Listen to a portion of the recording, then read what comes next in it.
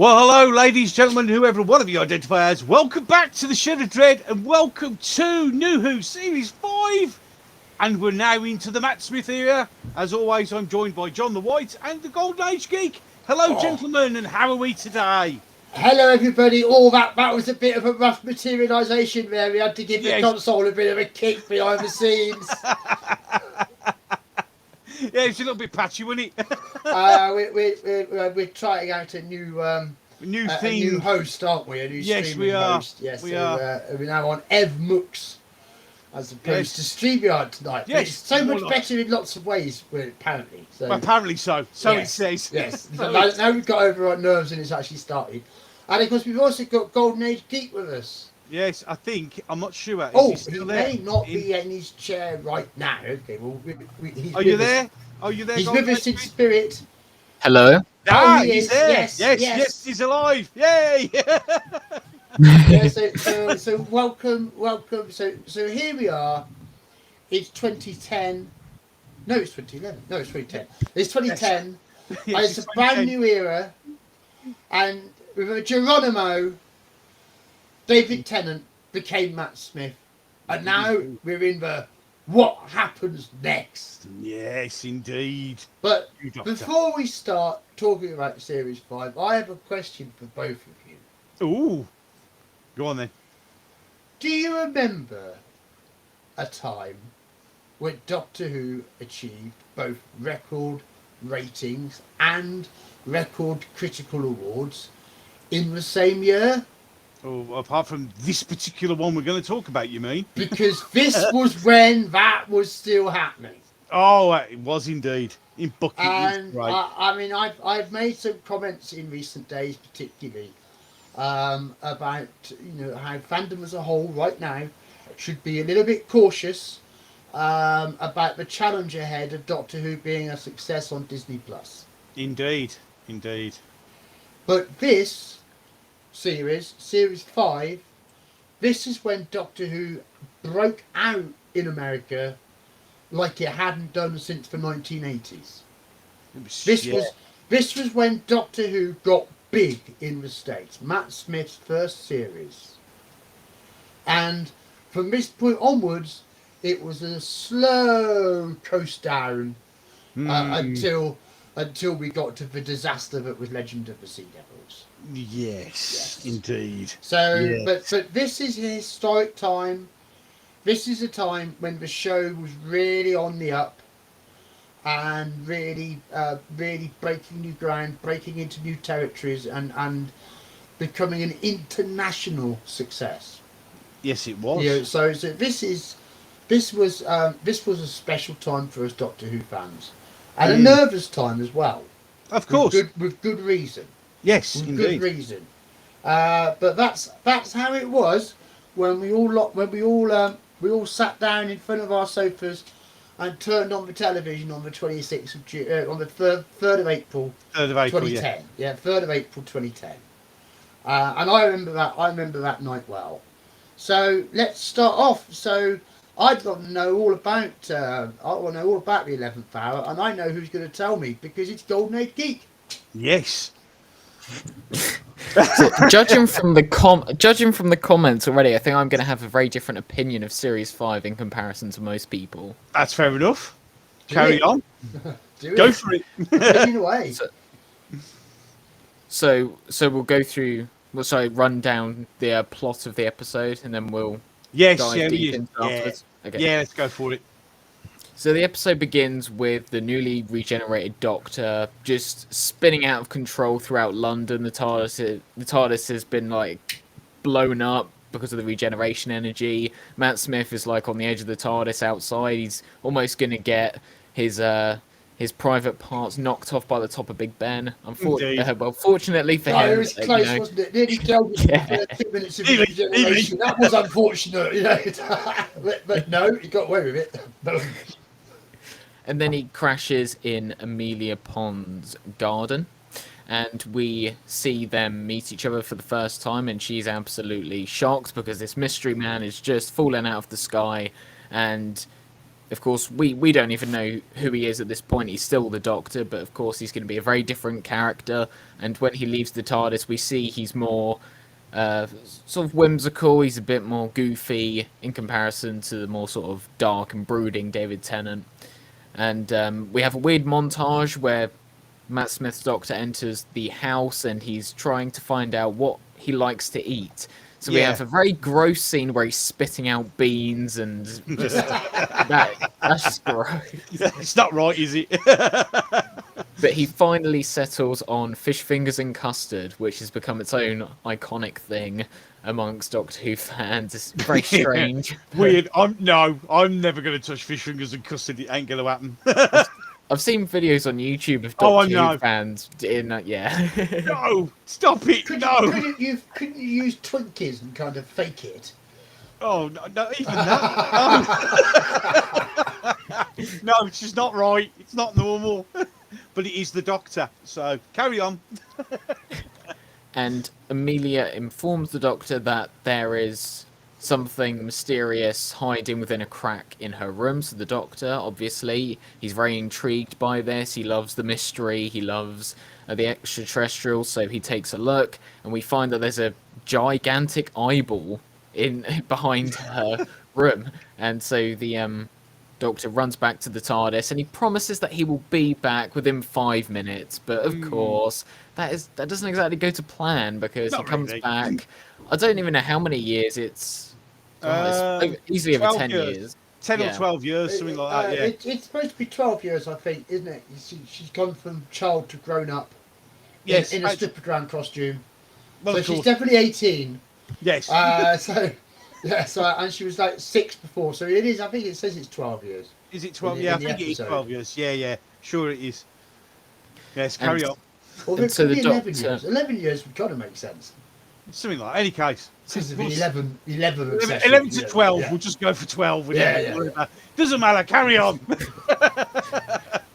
And the Doctor materializes again, and he runs into the house. He's figured out what this alien is, and he gets battered over the head by someone with a baseball bat. It turns out that it's Amelia. She's grown up now, and this entity forms itself into a man with a dog, and it's a very weird looking sort of entity, because this dog and this man sort of have a symbiotic relationship. Everything that he does, the dog does. It's very eerie, and they manage to escape and they run off, and it's announced that the gigantic eyeball is sort of the warden of a prison, and this mysterious alien has escaped from this prison, and the gigantic eyeball is going to come back to the Earth.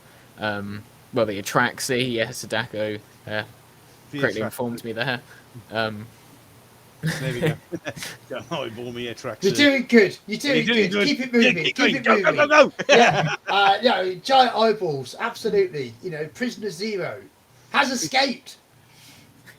And after this, we get to learn a bit more about what Amelia has been through in the time since she last saw the Doctor. We get introduced to Rory and him at the hospital, and that sort of links well with the plot as well, because all the patients seem to be acting very suspiciously. They too are mimicking the actions of the man and the dog. There is, of course, as I say, some sort of link there.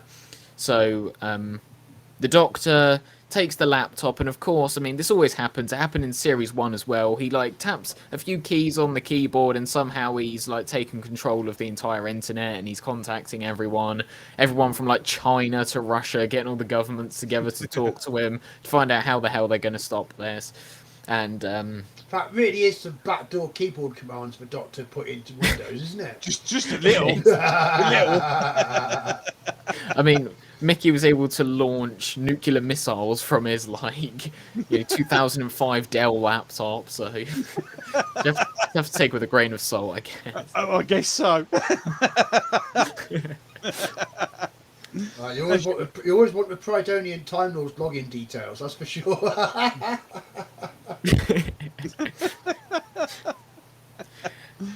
Hail Agent Zero. Yeah, hi Agent Zero.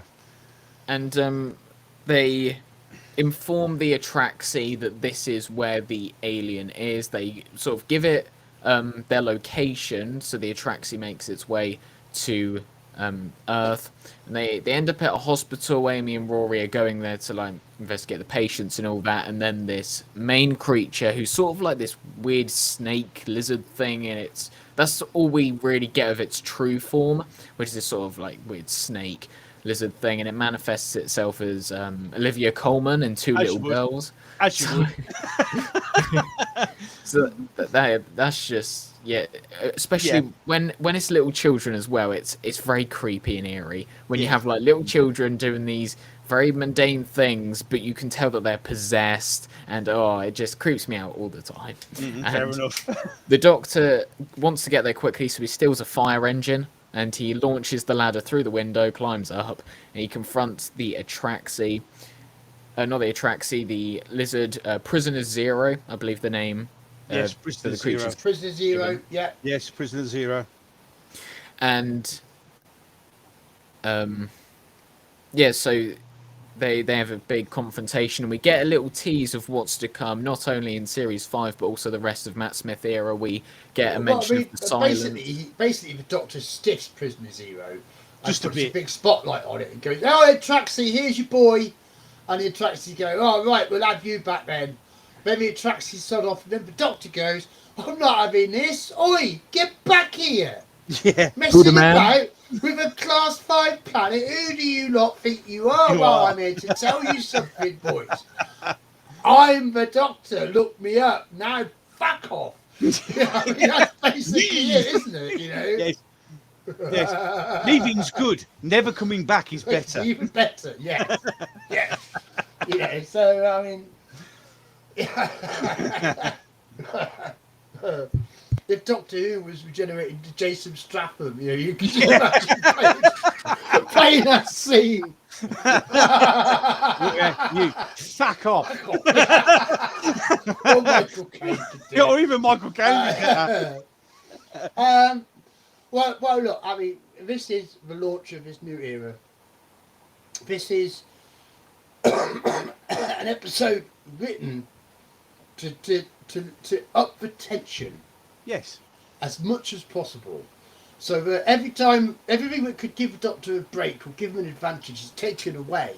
Yeah. No TARDIS, no Sonic, no time, no backup, no plan. You know? So this is the Doctor at his rawest and newest. Yeah, absolutely. And the idea is that we are all finding out about the Doctor while the Doctor's finding out about himself. Yes. You know, and in his initial meet up with little Amy, you know, and he's I don't know what kind of man I am yet. No, he has no idea. Just like in Christmas Invasion, he didn't know, is this a fighting hand or not? I don't know yet, you know. Yeah. So it plays up beautifully on the amorphous quality of regeneration. Yeah, absolutely. You know, and the whole episode is like a transitional state. And at the end of it, the new Doctor emerges. Yeah. And if anyone's any doubt who he is, the Atraxi know, because they've just sorted off at light speed. Yes, yes, disappear quickly. So, yes. You know, yeah, I'm here, baby. I mean, that's the whole point of the story, is this big announcement, I'm here, baby. But also, we've got setting up the mystery box elements, which were to be a much more integral part of all of Moffat's series than they were with Russell's. You know, because this crack in space-time, a very intriguing idea, a very intriguing shape, 2 points of space and time that should never meet. Indeed. You know, and you know, of course, the mystery of why is there this crack in the first place, it's all like a great big paradox, which we'll understand at the series conclusion. So there's a lot going on here, which is rewarding careful viewing, rewarding rewatching, and creating a deeper sense of satisfaction once the shape of the whole thing was unveiled. So this was all a big setup and opener, and you know, it just delivered. I mean, this episode consistently scores very highly, you know, with fans' opinions of regeneration stories. Yeah, absolutely. So whatever it was doing, it was certainly doing it right. Probably as right as any episode I've done since, I don't know, Spearhead in Space. Yeah, I agree with that. I would agree with that. You know, because I mean, I think Robot was a bit more shaky. Castrovalva was a bit more Yeah, shaky. yeah. You know, Trin Dilemma is unmentionable. Mm, Time and Arani is barely better. You yeah, know, so I mean, in terms of regeneration stories, I think this one was really getting it right. And yeah. Moffat clearly had put an enormous amount of thought into how he wanted to introduce his Doctor. Yes, he did But indeed. also, you know, what we see from the start with this story is this change of direction. Yeah, In you know, Moffat was openly looking to embrace a more fable, fairy tale kind of storytelling over a hard sci-fi. And you know, we see this in the opening scenes with Little Amelia. They are very whimsical. They are very fairy tale. yeah. You know, and turning the Doctor into an imaginary friend. You know, Yes, because he's Amy's imaginary friend. He becomes a myth in the imagination. You know, so it's sort of transitioning. It's almost like put one foot in the world of fiction from the Mind Robber. yeah, yeah, yeah, And yeah, that is to set the tone of everything which is to follow. You know, is to have these kind of sensibilities, and sometimes they really work.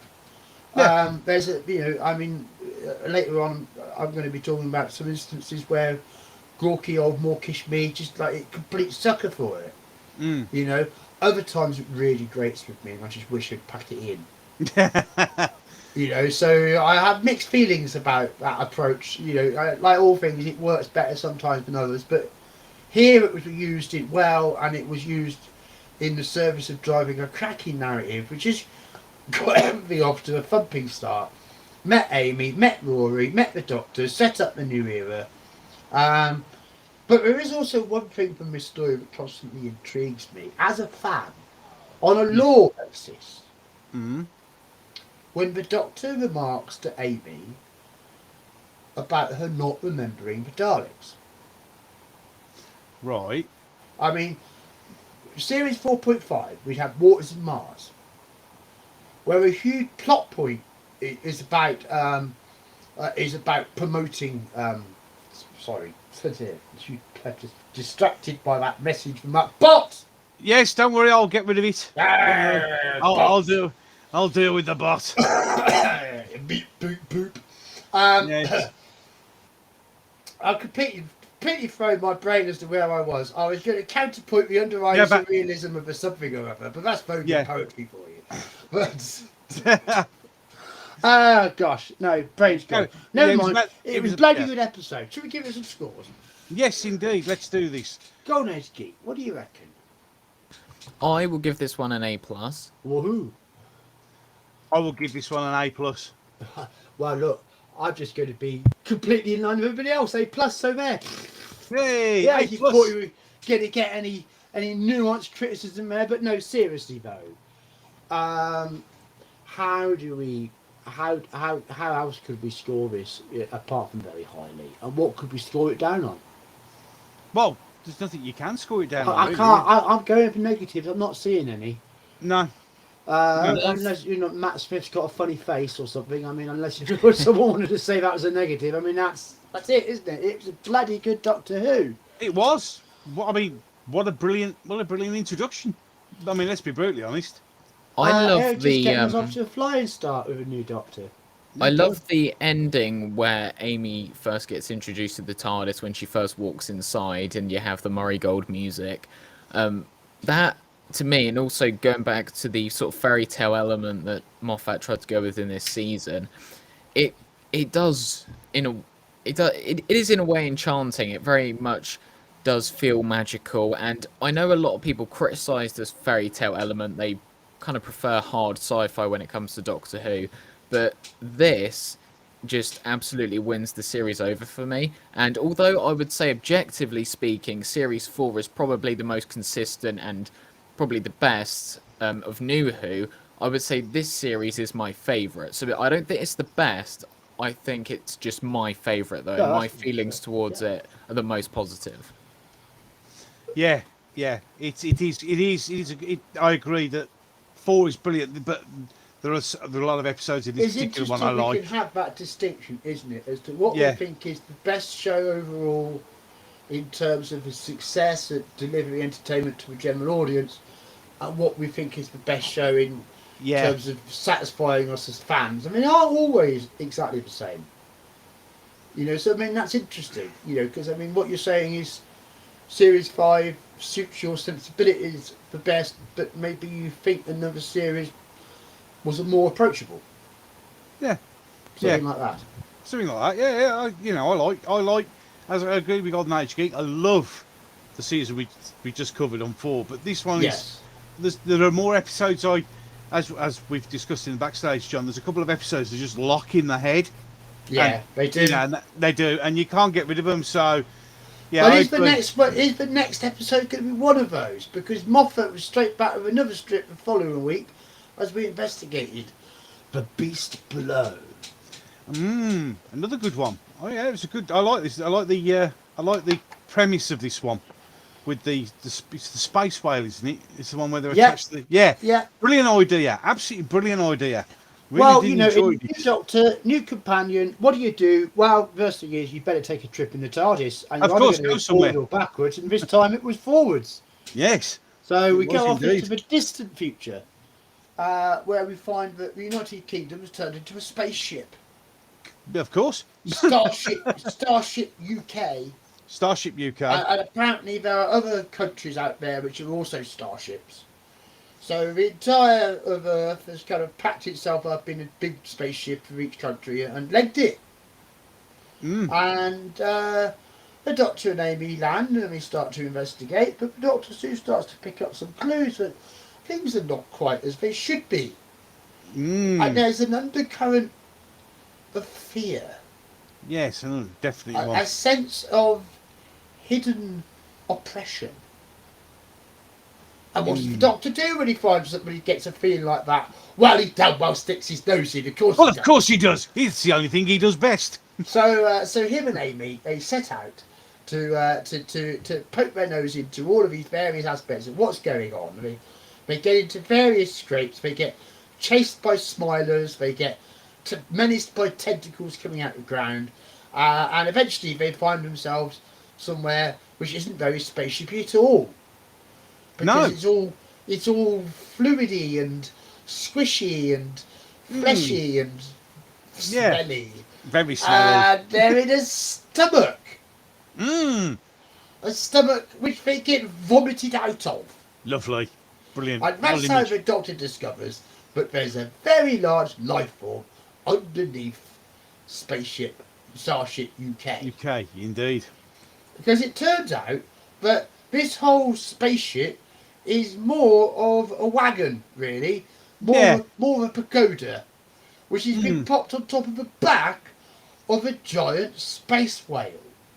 Of course. And that this is the biggest secret that must never be told, because apparently if we found out that we'd been poking a giant space whale in the brain with electrodes to make it go, to give us engines to transport our refugee population from whatever disaster has befallen the Earth, we might all get a bit sad and have a twinge of conscience. So rather than that, people have been getting mind wiped en masse, so that nobody actually does anything about it.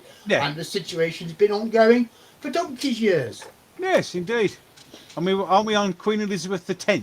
I think we're on this particular one. Something like that. Yes. Liz 10. I think you're right. That's yes, Liz 10. Liz 10. Yeah, that's how far we're in the future. But no, it's mind you, I mean, slightly predicting Meghan Markle, wasn't she, Liz 10? Yeah, you know, because the ethnicity was a little bit divergent from the standard expected ethnicity for people from the House of Windsor. It certainly was. It certainly was. Yeah, it's possible. You know, one of those times when Doctor Who was successfully progressive, although whether Meghan Markle was successful is another question altogether. Yeah, well, but you know, it was fun anyway. It was fun. It was a bit of fun. But you know, it comes down to this: the Doctor's got to make a choice. He's got to allow this creature to carry on being tortured, or he's got to put a stop to it. And he just can't stand to see this creature being tortured. So even though it might strand the whole of Starship UK, he determines that he's going to set the creature free and stop the brain control. So they fight their way to the nerve centre of it all, and the Doctor pushes the big button, and disaster does not happen. No. Because it turns out the whale was going that way anyway. Yeah, he was quite happy travelling that way. And if we weren't a paranoid bunch of loons, we could have just not zapped it and we'd have got there faster. Yes, because we've slowed it down. Oh, well, one of those. Let's get it right, everybody. Good luck. End of episode. Yeah, so, next one. I don't know. Maybe I've let slip a little in my description of the beast below, but I'm not entirely satisfied by it. It's not. No, it's all. It sits there. It wasn't the better one. I didn't enjoy this one as much, but like all Doctor Who, it has some good stuff in it. Yeah, of course it does. It has bits and bobs of good things in it, and you know. And I mean, it was certainly a great story for Karen Gillan to sort of start feeling her way into her portrayal of Amy. Yeah. So there is that. There is that. And she did successfully get the audience to relate to her and to care about what she was feeling. I mean, she was very successful in this story. I remember from the Doctor Who Confidential that she was nervous as all heck. Yeah, well, you know, I mean, the pressure on her as a young actress. But look at her today. You know, wow. Yes, indeed. Look at her. She's doing really, really well. I mean, of all the people who've had roles in Doctor Who, has anyone been more successful than Karen Gillan, other than maybe David Tennant, at a springboard into a far more successful career? I mean, she's done brilliantly. She's absolutely, So absolutely. she's showing us her acting chops with Amy in this story. Yeah. I just think it's a little bit confused, and I think that it's ethically and logically, it's all a bit murky.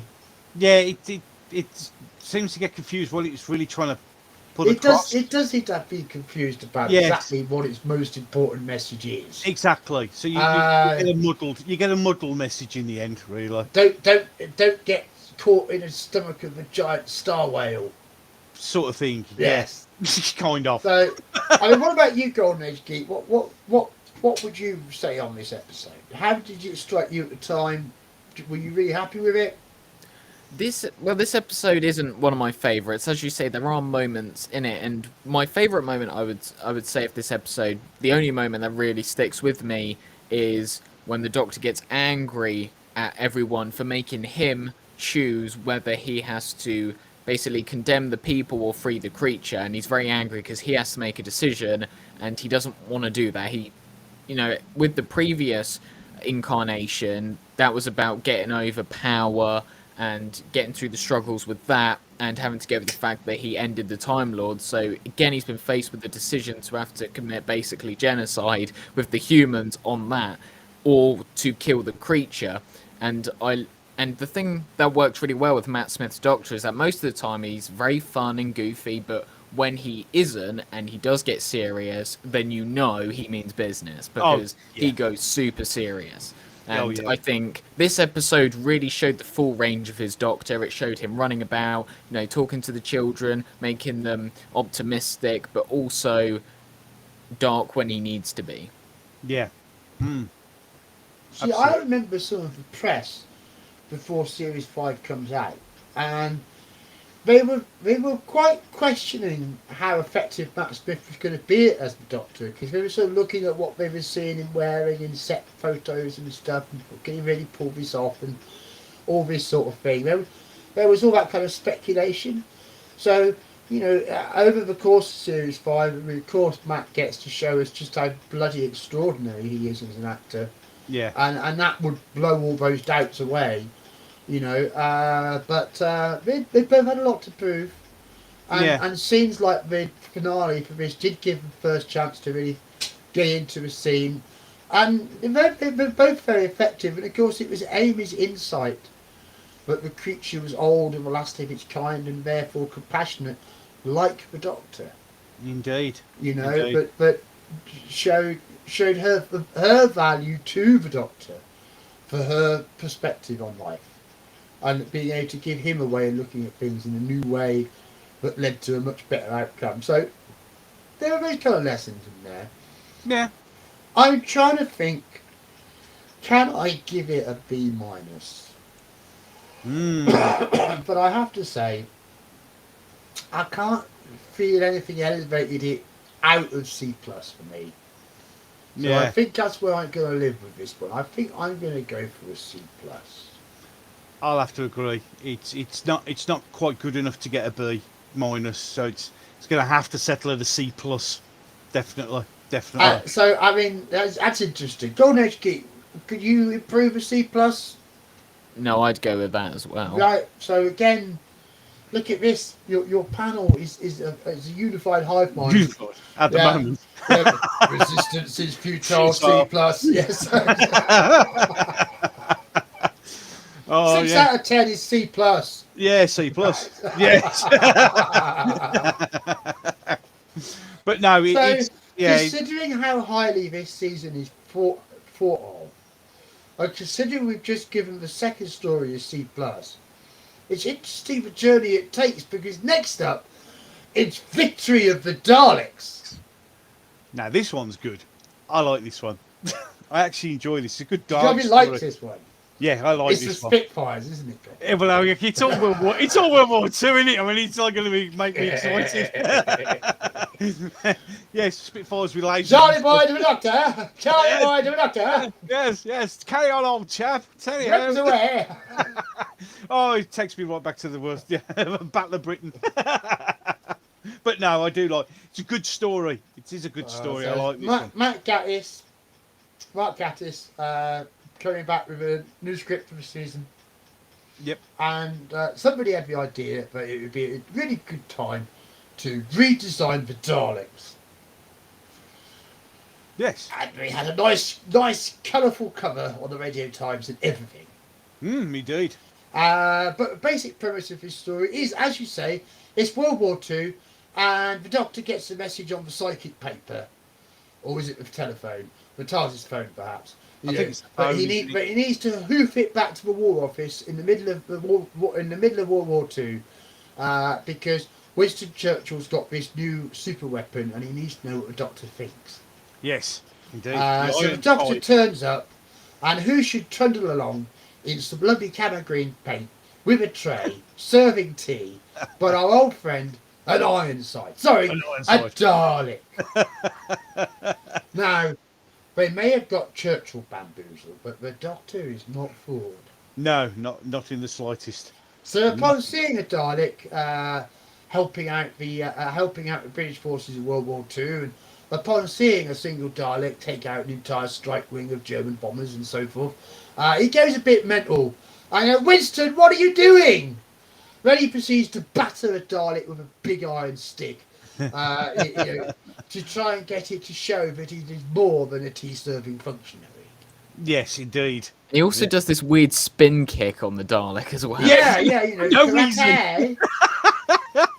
But the old Venusian karate. Just totally frustrated with the thing. Just boot it over. Yes. But it's interesting to note that these camo Daleks are the same shape and size as the Time War Daleks as we know them.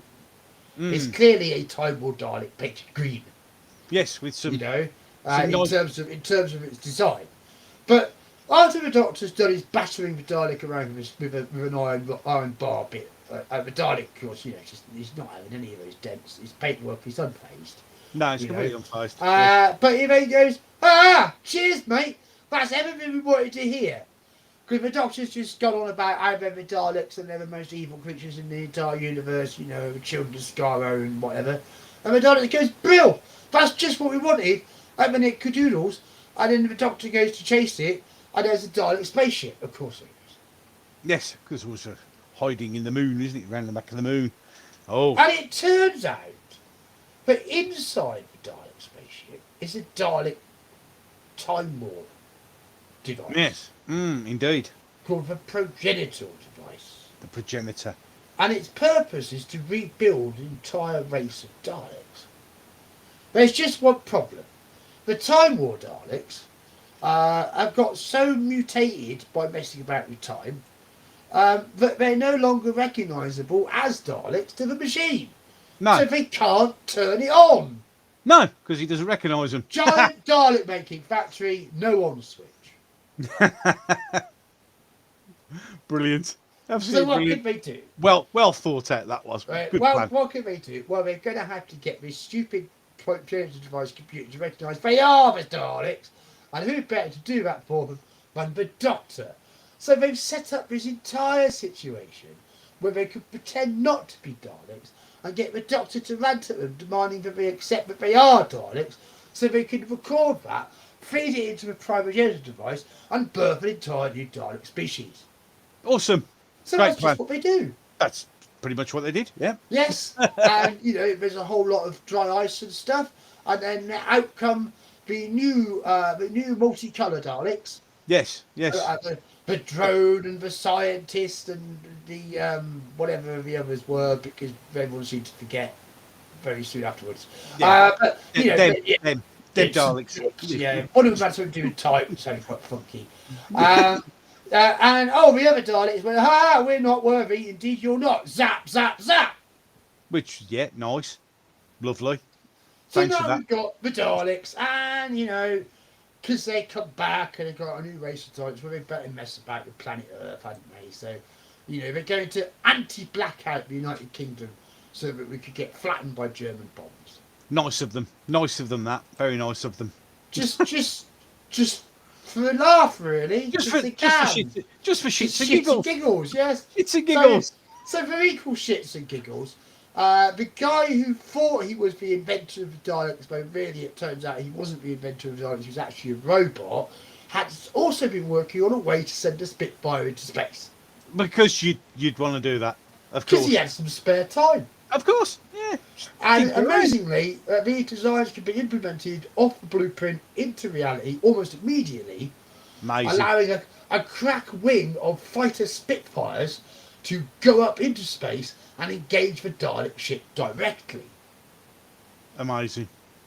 After which, a bit of shooting at it and taking out a radar dish, and the Daleks go, "Ooh, we don't have that one, no close bonus, we're sodding off. Yeah, Bye!" Yeah, adios. And they, "See you again. Yeah. We're back." The Doctor goes, "Aha!" The Church goes, "Aha! We've won." And the Doctor goes, "No, we all lost. Yes, we all lost. Yes. We are the new race of Daleks, more powerful than before, and easier to spot." Yes, yes, because they're not in camouflage. Yes, they're they're all nicely brightly coloured for us. I'm being sarcastic about these Daleks, and I can't help it. No, you just can't. And the reason I can't help it is because they were the redesign came from the wrong place. It came from a place of wearing a Dalek costume being easier and less backbreakingly painful. Yes. Now, health and safety at work. Yes. while indeed. one can understand that the operators of Daleks would like better Dalek operating conditions, a Dalek is a Dalek is a Dalek. Dalek, exactly. And when you change the profile by making them noticeably taller and then putting a big lump in the back, Yeah. No, it didn't work. fandom did not believe in them. Nope. If you put an OG Genesis of the Daleks Dalek against a Series 1 Dalek, Time War Dalek against a Series 5 Paradigm Dalek, who are you going to choose? It ain't the new boy on the roll. No, it really isn't. As So- Sadako calls them really well, the who ate all the pies Daleks. Well, they certainly didn't know what a jammy dodger was. Oh, indeed, indeed. They were Terrible. held up by a jammy dodger for at least 30 seconds. Well, I mean, there was different stories. Sadako said he heard it was so he could look taller than Matt Smith. The original Time War Dalek was definitely designed with a view to having the eye stalk level with Billy Piper's face. Yeah, that was, yeah. That was the key requirement for Series 1. They wanted that tension between Rose and the Dalek. It was very deliberately Set that way. set that way. Yeah. But I mean, I've heard different stories about the redesign for Paradigm Daleks, but making them easier to operate was certainly part of it. And it's also why Chibnall wanted to try and get away with radio-controlled Daleks. Yeah. You know, because of course, you know, the what was that thing called Resolution and Oh yeah. yeah, but those Yeah. Daleks, you know, Them they things. yeah, Yeah. they were just radio-controlled bits of fluff. Yeah. There was nobody inside pulling a plunger and making No. it personal. No, absolutely not. No, there was no personality in that one. No personality indeed. Yeah, that's a very Yes. good point. So you know, why Paradigm Daleks were an idea that could have, should have worked, and might have done better if they turned out to be the big bad. Yes, But they indeed. couldn't be the big bad of Series 5 because they'd just been the big bad of Series 4. Exactly. So it's one of those. Yes, But- it was. There needed to be more made of this concept of the paradigm. And you know, there needed to be more of an active story role for the different Dalek roles. Yes. Yeah. You know, if you could see that the different types of Daleks were following their own agendas, that would have made them much more interesting. Yeah, it would And have. possibly create potential for some kind of internecine thing between them. Yeah, that would you have been know, good. That would have been good. So, but if they just worked, nothing was done with them. Yeah. Frankly, nothing That was was done it. with them. No. So, Mark Gatiss script. Look, it's great fun, right? Yeah. It is great fun. You're right, and it just makes you smile and laugh. You know, it's just that it's not intelligent science fiction, not by a long shot. No. It If really you wasn't. wanted to make Doctor Who pitched at 5-year-olds, this is that Doctor Who, Yeah. Yeah. as opposed to pitched at 12-year-olds. Mm.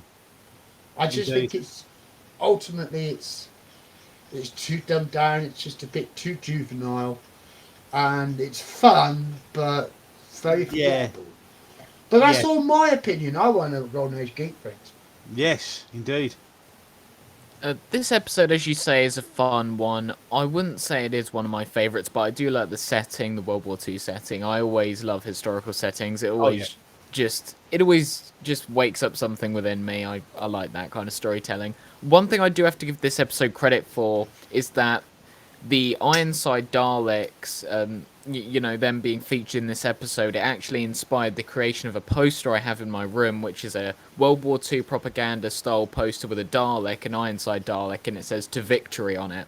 And I have that Yeah. on my wall. Nice. And, yeah, I absolutely love that. It's nice. That it's a good poster. I've seen that. Well, I mean, me and Gobby are both very familiar with that poster.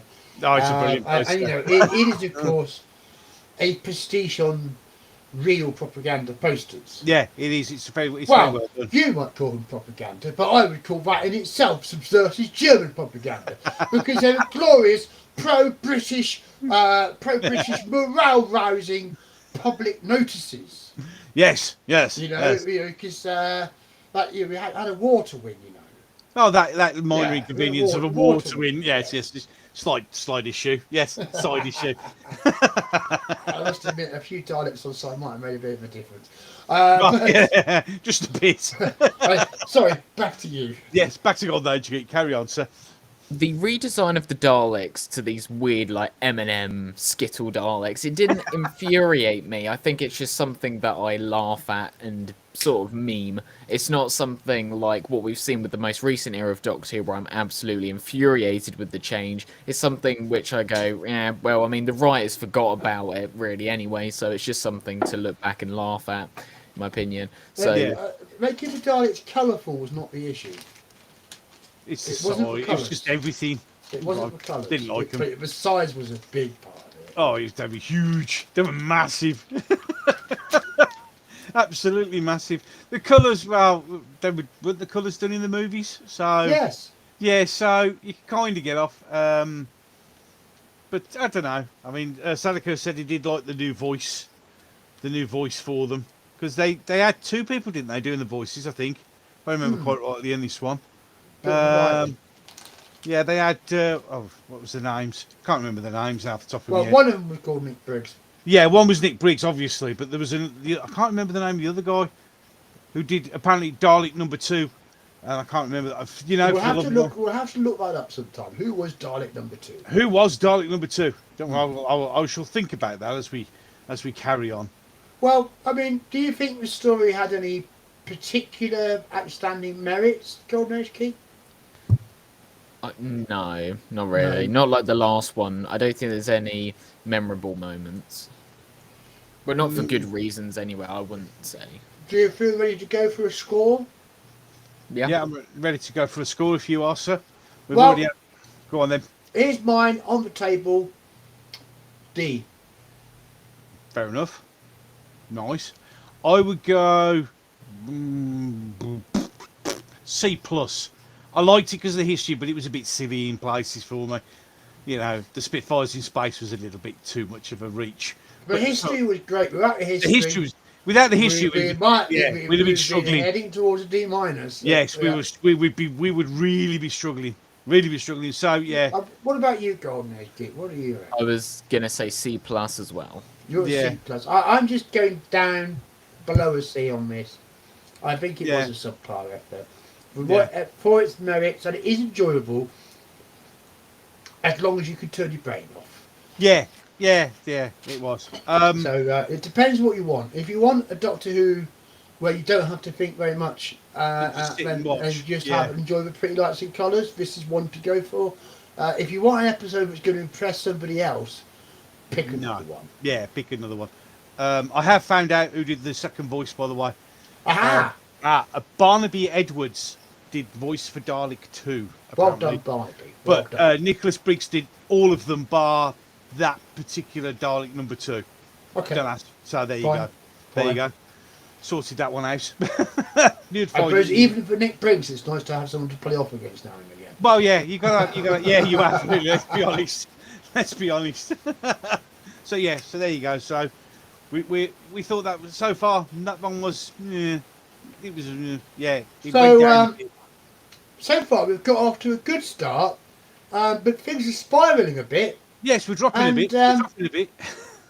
Coming into week 4, we might have a bit of nervous brown trousers as to how this series was going to go.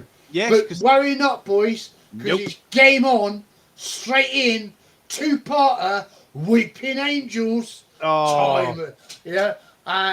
What's this? What was your title? The Time of Angels. Time of Angels. This one was. Yes. It's the Weeping Angels. You got a 2-parter. Yeah. This was good. I love the Weeping Angels. I think they're a brilliant antagonist. I want to point out, by the way, despite how much we've just slagged Victory for Daleks, it achieved an AI of 84. Oh yeah, people really liked it. You know? People did enjoy watching it. Chibnall here would kill for an 84. No, Chibnall kill for anything other than Dross. To be fair. Oh yeah, sorry, brief interruption, by the way. Yes. Interviewing Radio Times today. Go on then. Try not to laugh. Oh, all right. No. Chris Chibnall expects his Doctor Who stories to be contradicted. Sorry. Sorry. I tried really desperately hard not to laugh. The writer, who stepped down from the show last year, said it would be arrogant to expect his story to be built on or developed in the future of Who. I think you have to be very okay with you do your work on the show, do your time, and the moment you step away, the moment you stop it, then nothing is in your hands, and other people will come in and contradict it and change it and alter it. That's okay. He told the Reality Bomb podcast. Sadako, I feel so bad. Deleted! And he knows it. Of course he does. He's gone. He knows. Chibnall can't lie to himself, you know. He's got that much self-respect. Well, at least he's got some self-respect. Let's be Yeah, brutally unlike the honest. Jersey Box, he's got some self-respect. Some self-respect. He's admitted that in reality, as soon as he finished, everybody's just going to throw his stuff in the bin. Let's be honest. Yeah. Yeah, no, Right, interested in on that. to much better episodes. Yes, indeed. Would you like to talk us into this one, Golden Age Geek? Yes. Yes. Go for it. So Go for we it. start off the episode immediately with River Song. She's caused this guy on this ship to have a hallucination, and then we don't initially see what all this is about. We then flash over to the Doctor, and it keeps on going back and forth because there's sort of a wibbly wobbly explanation to it. So the Doctor goes to this museum, and there's this cube, and it contains a message. And I think when they decipher it says it's a black box flight recorder. For all intents and purposes, yeah. It's a spaceship flight recorder with a message carved into the top of it in old high Gallifreyan. And if I remember correctly, and just because it's River Song, I'm pretty sure the message is "Hello, sweetie." And a set of coordinates, yes. Yes. And yes. so she escapes this ship. She blows open the back doors and she gets into the TARDIS. And we find out that River is completely capable of controlling the TARDIS herself. Apparently, she's had lessons from the Doctor in the future. She knows. how to She operate never it. said the Doctor taught her. No, she said she'd have lessons. But again, this is and this episode as well. This episode as well, I will have a lot of The TARDIS taught her. because that's what's revealed in Let's Kill Hitler. Apparently, she just knows because she was conceived in the TARDIS. So, I mean, I'm not going to get into that at the moment because that's BS. That's season 6. Leave all that squelchy stuff out of it for now. Yeah. Oh God. So looking forward to next week. Speaking of loads of like plot things that don't make sense, when we get especially into the second part, there is a lot of things I have, and I will especially criticise Moffat for his decisions with the Weeping Angels in this, because I think, although I like the episode, he absolutely destroys the lore surrounding the Weeping Angels, and it's always angered me so much. But anyway, so we go on to the planet where the crashing ship was, of course, heading, and the ship has crashed into this massive cave. And we get a team of...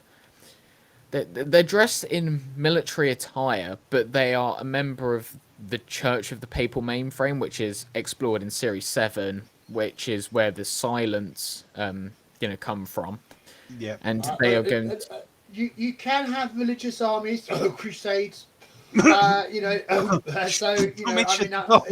didn't find that too hard to swallow as a concept myself, but you could have religious soldiers. But carry on. Oh dear. So, as someone correctly pointed out in the comments here, let me find. Yeah, Sadako, Crash of the Byzantium, that is the event which is referred to. That's the one, yeah. Yeah, I don't know whether River mentions this in Forest of the Dead or whether it's in a future episode. I think it's in the season 6 finale when she says to Amy, because the Doctor and River always meet out of order, she says to Amy, I've just been through the crash of the Byzantium. And they go, oh, I remember that, because of course it's something that happened in series 5, but it's in River's future, and this is also one from the future. It's weird. But, you get me confused already. This is bit of River's past at that point that she told Amy about it, because it's obviously in River's past then, because she's just been through it. Oh God! But it's in My their head's future. Wibble, wibble, wobble, wobble. Keep going. We're doing good. So the Doctor, River, and Amy and the religious military group, they head into the cave and they start exploring it. And after a in-depth investigation, it finally clicks to them that something isn't right here. And the Doctor, well, I'm skipping right ahead. So first of all, they head into a base that's been established within the cave, and they're learning about the Weeping Angels. They've heard about these, and Amy finds herself locked within a room that has a TV, and they've been recording a weeping angel, sort of keeping surveillance, and the camera starts getting distorted, and the Doctor at the same time is reading through notes. I think it's in River's book about the weeping angels, and of course we get the new law that's established that the image of an angel is itself an angel. So the angel comes out of the screen, and Amy's of course trying to turn off the TV, trying to stop the projection of the image. That doesn't work because the weeping angel interferes with it. He's turning it straight back on again. It's so spooky. And I think with this episode, I think with this episode, Moffat was trying to combat the fans and their theories from when he did the season 3 episode Blink, because a lot of people naturally, when you get given a creature like the Weeping Angels, where they only move as long as something's looking at them, and then loads of people in forums and stuff said, well, what happens if you put a camera on them and then you stream it? Technically everyone is seeing it even if they aren't physically there. So then he thought, well, they can take control of the camera, and then of course people said, well, what happens if, of course, because when you stare at something for too long, the human response is you want to blink. So, which is quite ironic for the episode name. Yeah, indeed. And so Moffat said, well, if you close one eye, blink with one eye, keep one eye open, and then alternate, if you keep on staring at an angel for too long, then of course that has repercussions on you as well. And because and this is something that Moffat establishes, and I'm going to explain a bit. It is going to make no sense, and I'll say Carry on. Because he says if you look at the angel for too long, then it's sort of, because your eye is picking up the image, because of course your eye works from light, and then that creates an image, then the angel goes to your eye. But that doesn't really make sense, because just looking at the angel, even if it's for not an extended period of time, that is itself an image. So technically, everyone should be manifesting into a weeping angel. That's just one of the things that don't make sense with the weeping angel. He's trying to suggest that a weeping angel is a quantum event outside the normal flow of space-time. Well, so they're not tied into the world of matter in the way that we are. They're not tied into the flow of time in the way that we are. They exist somewhat outside of both. And so an angel is more of an idea than a being. But when they manifest as stone statues. But that's not their real form. That's just what they look like. We know that about them. We know that there's something twisted, some secret involving Gallifrey at the very origins of the Weeping Angels. So whatever they are now, they didn't start that way. They're kind of like cursed, aren't they? To exist outside. They can't get on with anybody else because they have to exist outside the normal rules. They don't eat food and grow old and die and reproduce. They digest time and shit people out backwards, and lovely. They're very, very weird beings. But I want to address, if I can, some of the comments in the chat here about the military and Doctor Who. Yes. Matt Pounder, Moffat has attention to what military in his writing. I think all modern writers do. Yeah. When did you last see the military portrayed sympathetically on television? Even the BBC's recent SAS series didn't manage to do that. No, it didn't. Not really. No. Military rarely come off well in Doctor Who, save maybe for Web of Fear, scratch back anything directed by Dougie Camfield. Yeah. He's showered in love of a military man. Yes, exactly. He's got a military background. Yeah. Seeds of Doom, Web of Fear to Seeds of Doom, anything that Dougie Camfield touched. It's good unit stuff for that very reason. Oh yeah, it is absolutely brilliant then. And the military never and Sadako also mentioned Earthshot. Look, I don't think these guys come off as bad soldiers. No. I think the whole basis of they come off badly is that it's a really bad idea to lead a squad of men into a nest infested with weeping frickin' angels. Yeah, it's not the best. It's not. Tactic, is it? Let's be honest. It's not recommended. Sun Tzu said, "Don't do that, mate." Yeah, yeah. That little appendium in the back of the Art of War was. If you want someone to blame the Doctor for letting them come. Yes. If Right, I anything mean, I think he kind of made it. He did make it clear he didn't really want them, didn't he? Well, yes, But he wasn't being given a lot of try. choices. He weren't waving a lot of guns around, so No, you know, they asked for it per se. Yeah. But I mean, they were no more bad soldiers than the colonial marines that brought it on Hadley's Hope. And aliens were bad soldiers.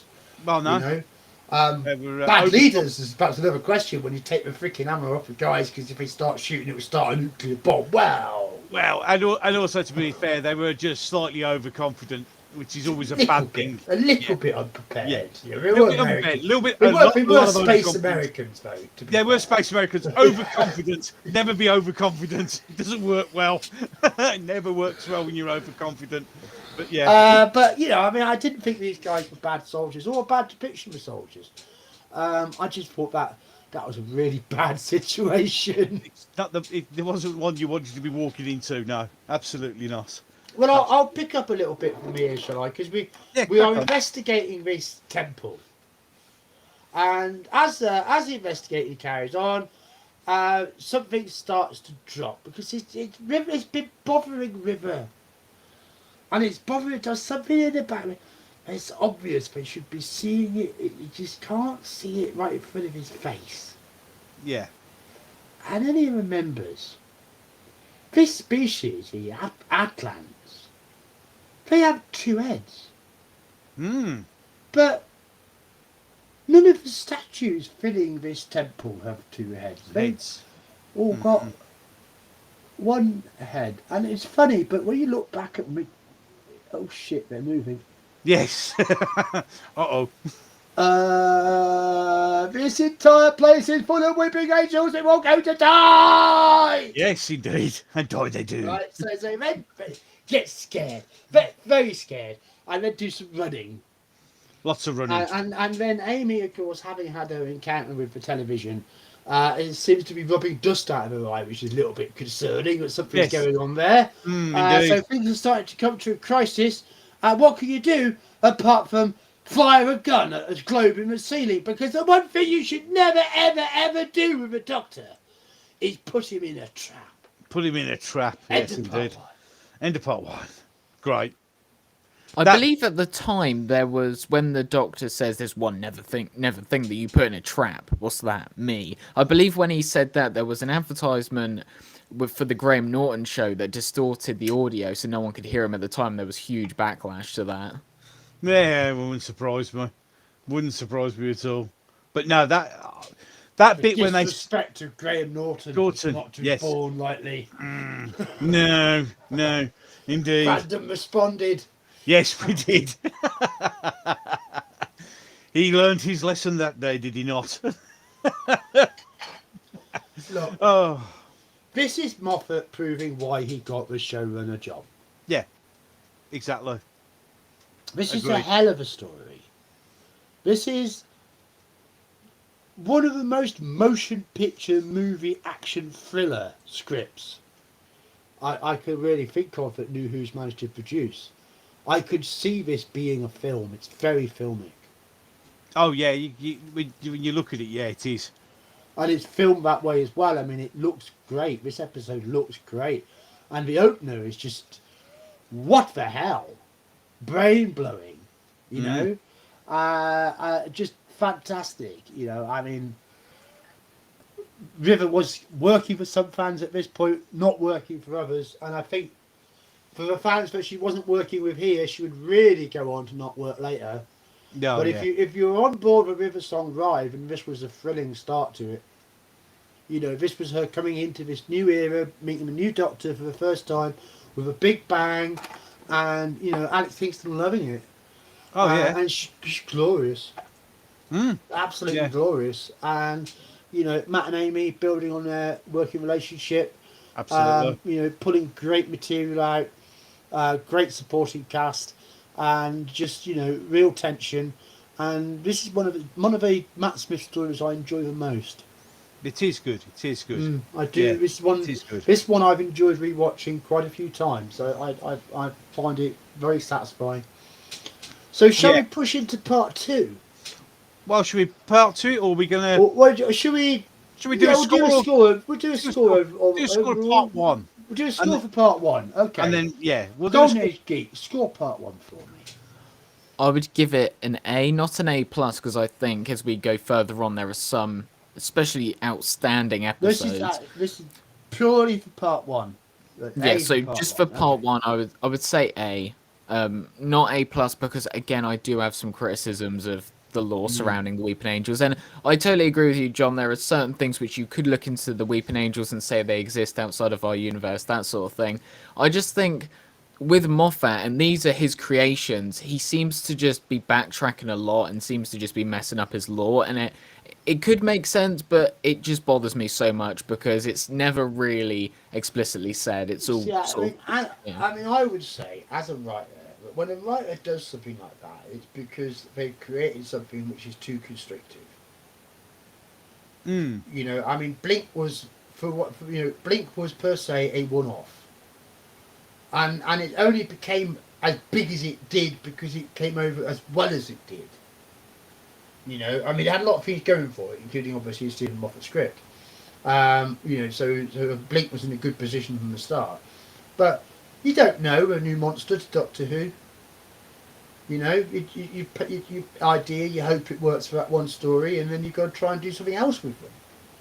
So, you know, clearly Moffat felt he had to loosen things up enough to create new dramatic opportunities. Because the rules, as it were, in Blink were quite strict, weren't they? I mean, Yeah. I get it, but you as a fan going, hey, you set up these rules, and now you're not really noticing them in the same way. And I agree that compromises the effectiveness of Weeping Angels of Monsters. But I also know that as a writer, sometimes you've got no choice. Yeah, I can see where you're coming from. I can see You where know, you're coming from. because at the end of the day, it's supposed to be fun. And if a bit of fluff is in the way of something being fun, a bit of fluff sometimes gets fluffed away. Yep, this is true. But me personally, I'd give it an A. I mean, entire gaming worlds have burned in a moment for the sake of instant. of a recon. You know? Oh yeah. Oh god, yeah. Wasn't there this thing called the Star Wars Expanded Universe? Do you remember that, Gobby? I remember vaguely back in the mist of time before Disney took over that this thing did exist. Yes, I've heard rumours of such. Do you know the really irony is they can't sell any of their modern crap, so they're actually having to go back to selling expanded universe model novels to make money. Trying to, any case. So they're trying to flog Sympathy's Aunt stuff all over again, yeah. Should have just made his movie, you dopey. Never mind. Yes. Right, let's move on to part 2. Right then.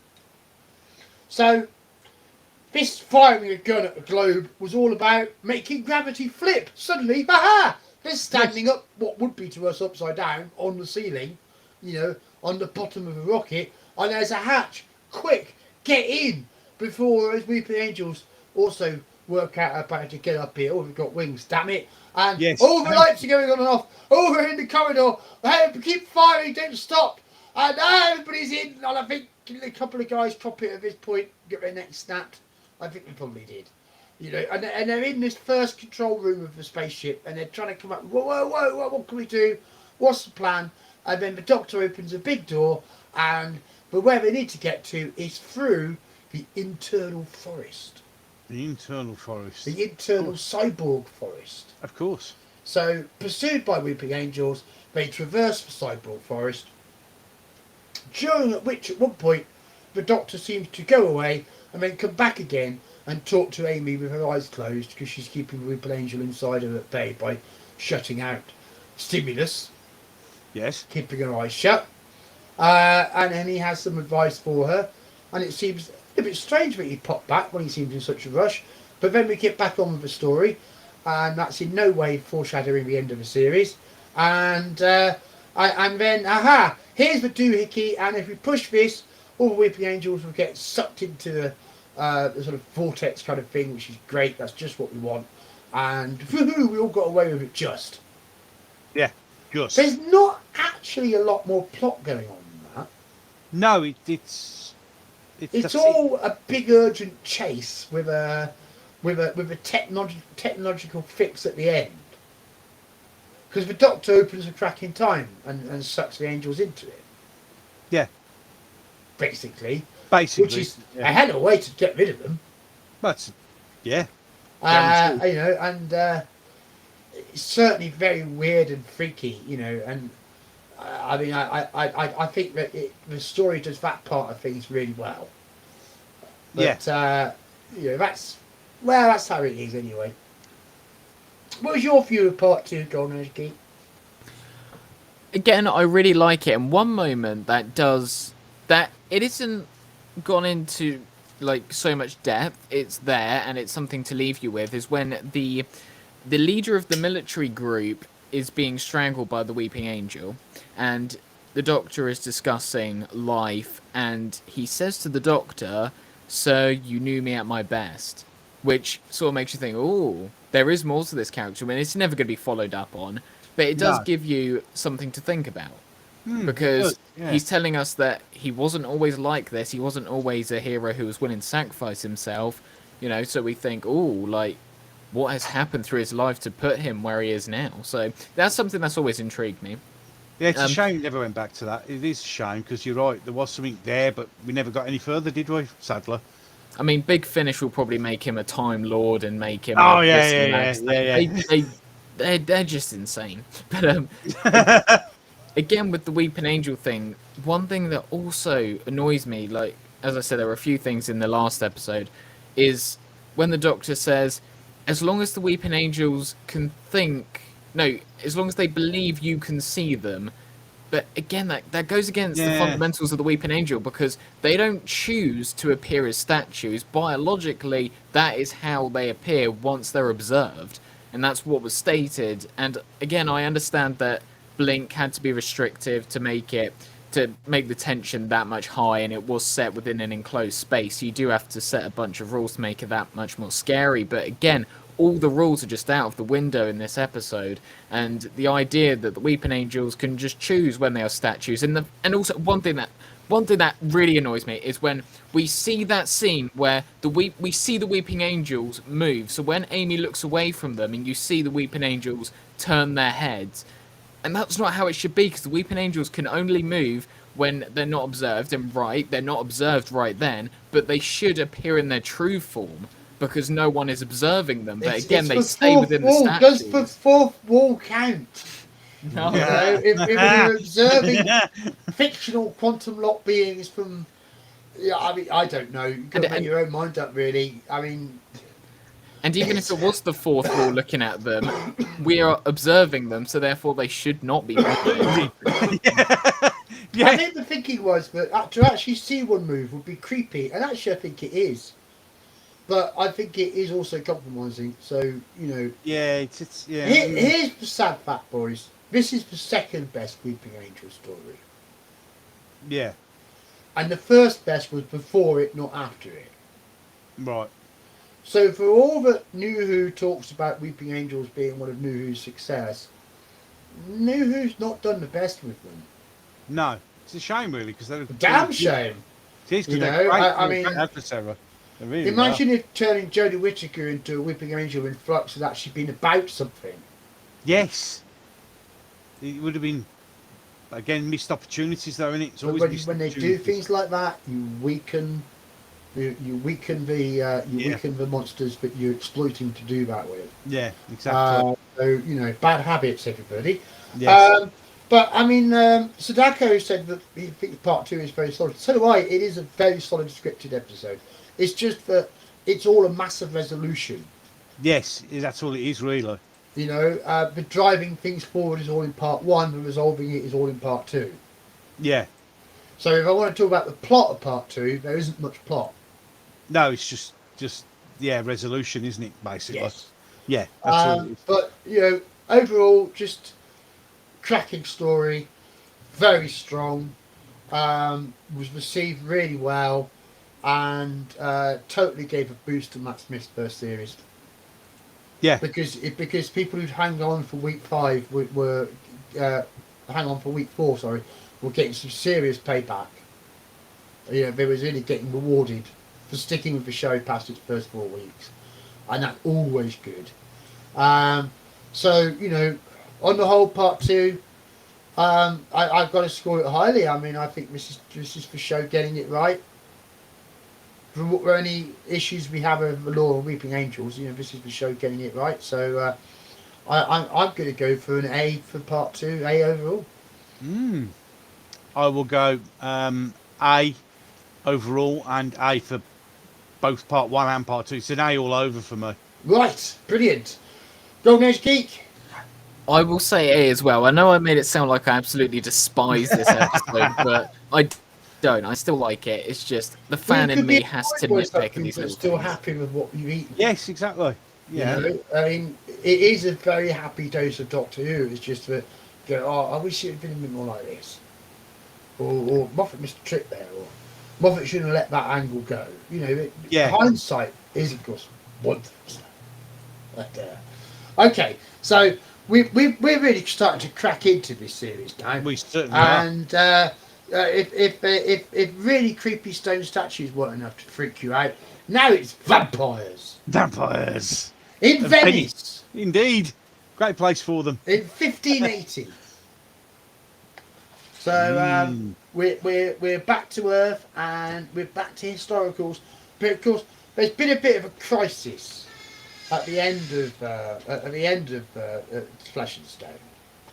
Yes. Because Amy seemed to be that happy to get a weeping angel out of her head, but she got a little bit too fleshy with the Doctor. Just a little bit. And he realised that he really wasn't equipped to handle Amy Pond riled up on his own, and what he needed was her fiancé urgently. Yes, very quickly. So the premise of his story is all about bloody hell, Rory, come and get me distract this girl. Just get this girl off me. Get him off. Get this girl off me before something happens. That would be terrible. So it's straight away, what else are you going to do? Well, you're going to crash Rory's stag do and tell him his girlfriend kissed him. Of course. Yeah, because that's the best way to do it. That's that's just how to get on with humans.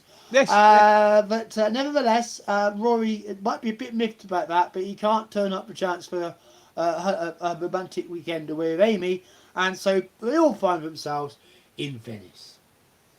Not the best time to turn up, though, to be fair, was it? Really? Just at a time. Yeah, middle of black day.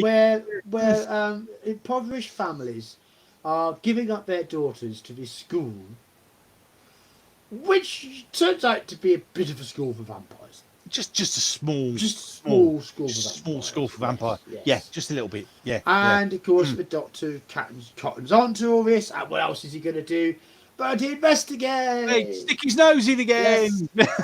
So he meets up with an Italian called Guido, the boat builder. Yes. Whose daughter Isabella. He's given her up, and now regrets it. And alien vampires. Damn. Yes. And so it's all one of those. Gosh, something terrible happened, and we're all fleeing from the time war kind of thing, and we need to breed our babies, and we're going to do it right here. Yes. Despite the fact that it would completely wreck Earth's timeline and all of that. The Doctor says, please don't do that. And they go, yeah, I'm going to do it anyway. So the Doctor goes, okay, then I'll have to stop you. And they goes, ha ha ha, you can try. And then he stops them and then go, oh. Yeah. That's essentially the plot. Yeah. And she gets, Mummy Vampire gets eaten by a fish at the end. Yes, indeed, she does. She gets devoured with the wonderful a fish. Yes. Well, this is one of Toby Whiteharris's scripts of the show. And it's got romp with a capital R in it. Yeah, including lots of young ladies in night shifts running around being vampires. Being vampires and scary, yes. So it's in a way it's a bit tropey. But it's just no ambition of them being an entertaining 45 minutes. Which, broadly speaking, it does, but I've never felt of it as a particularly wonderful story. What are your views of Vampire in Venice, GoldenagedGeek? This one is always it's always been a weird one for me because I know a lot of people. We've talked about the Beast Below and Victory of the Daleks, which are not people's favourites of this season, but this one always comes right at the bottom for me. There's just something that doesn't connect in this story. I just don't particularly find myself invested in what it's showing. So I don't really have any care for it, to be honest. Well, it's the doesn't do thing that of for going me. like, aha, it's vampires. No, it's aliens, really. Contrive reason, reason.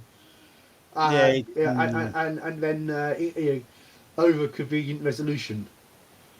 You know, so yeah, it's not the sort of thing that lends itself to kind of making a weighty impact. It's quite popcorn, isn't it? very popcorn indeed. Yeah, it doesn't. It's that padded episode in the middle of the series. It just trundles along and it's I instantly. wouldn't even say it's padded. I mean, it's scripted well enough. It's just not that interesting. Yeah, it's just meh. So there's nothing there to sort of. It doesn't stick in the head, does it? Let's be honest. See, It's when just, the show did Vampires in State of Decay, I you see. had 4 weeks Yes, exactly. to think about it and be invested in it, and you had time to get into it, and the show, even while it put its tongue in its cheek, took itself seriously enough that you believed in the threat. Mm. I think it's a problem when you have to set up a threat like a vampire and dismiss it in the same episode. Yeah, yeah. Because Well, you're going to spend half the episode undoing what you spent the first half trying to create. This is it. And I think this story struggles with that. Although there was a very little interesting bit with, when the old Doctor does his psychic paper bit, when he shows the psychic paper. Yeah. If you stop and look, it's actually a library card with William Hartnell on it. So, yeah.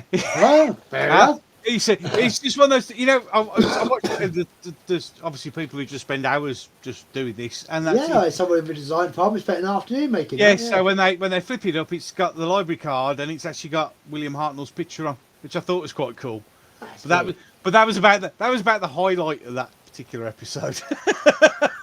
It was. Well, I think we can move on swiftly from the Vampires in Venice, can't we? Should we give it a quick I'm rundown? going Scores? to distinctly average it C.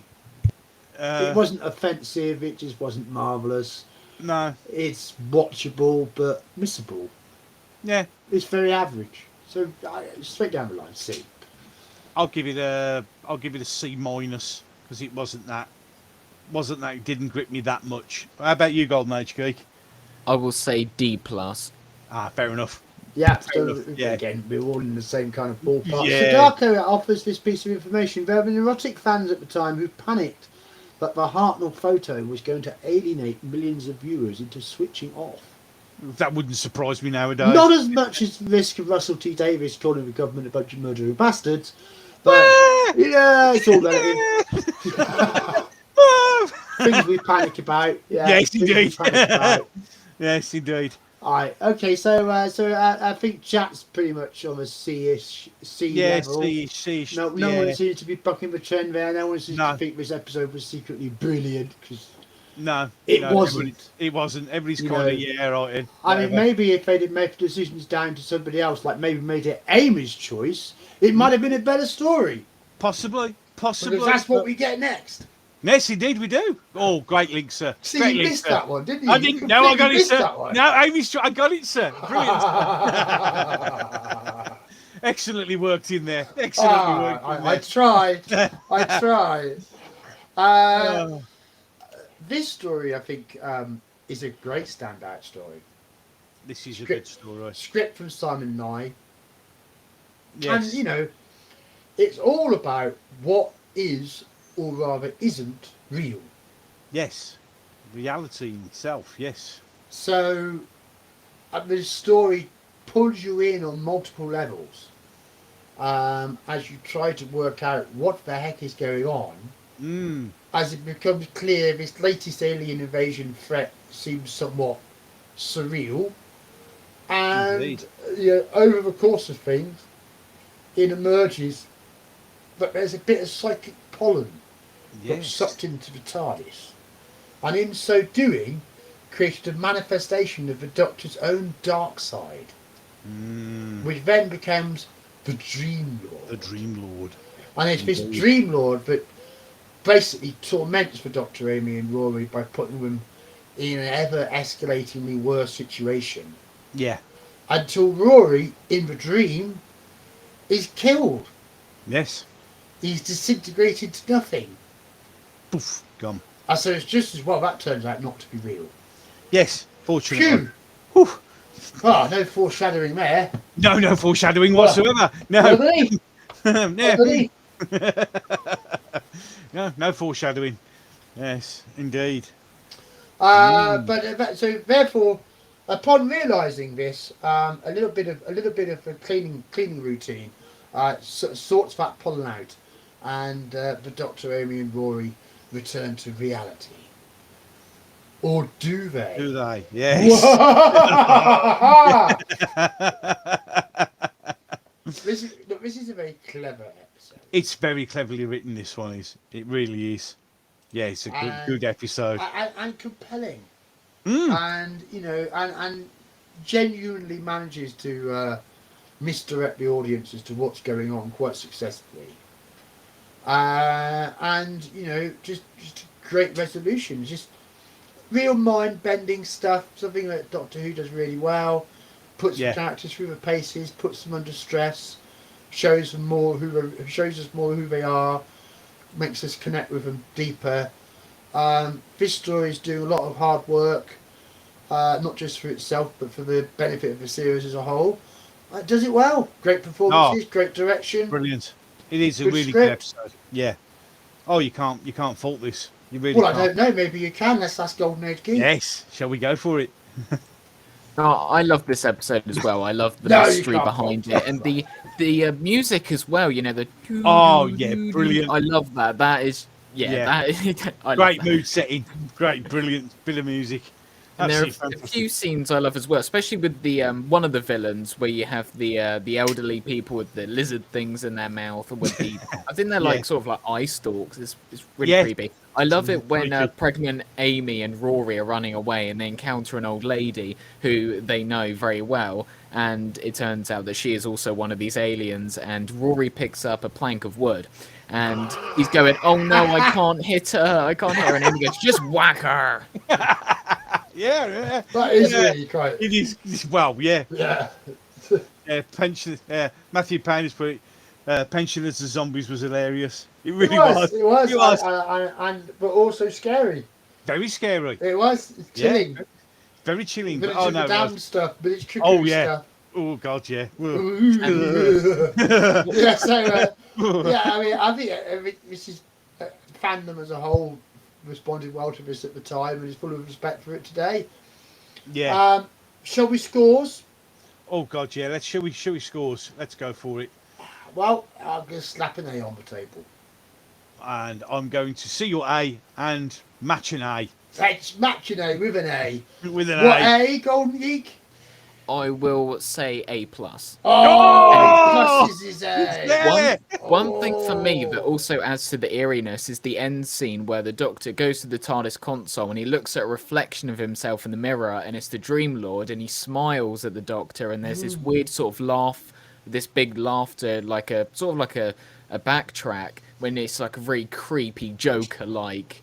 You know, Yeah. like he's always there, he's lurking, he's Never always gonna within be the gone. Doctor. Yeah. Oh yeah. Good. That is a good point. I remember that now. It's good.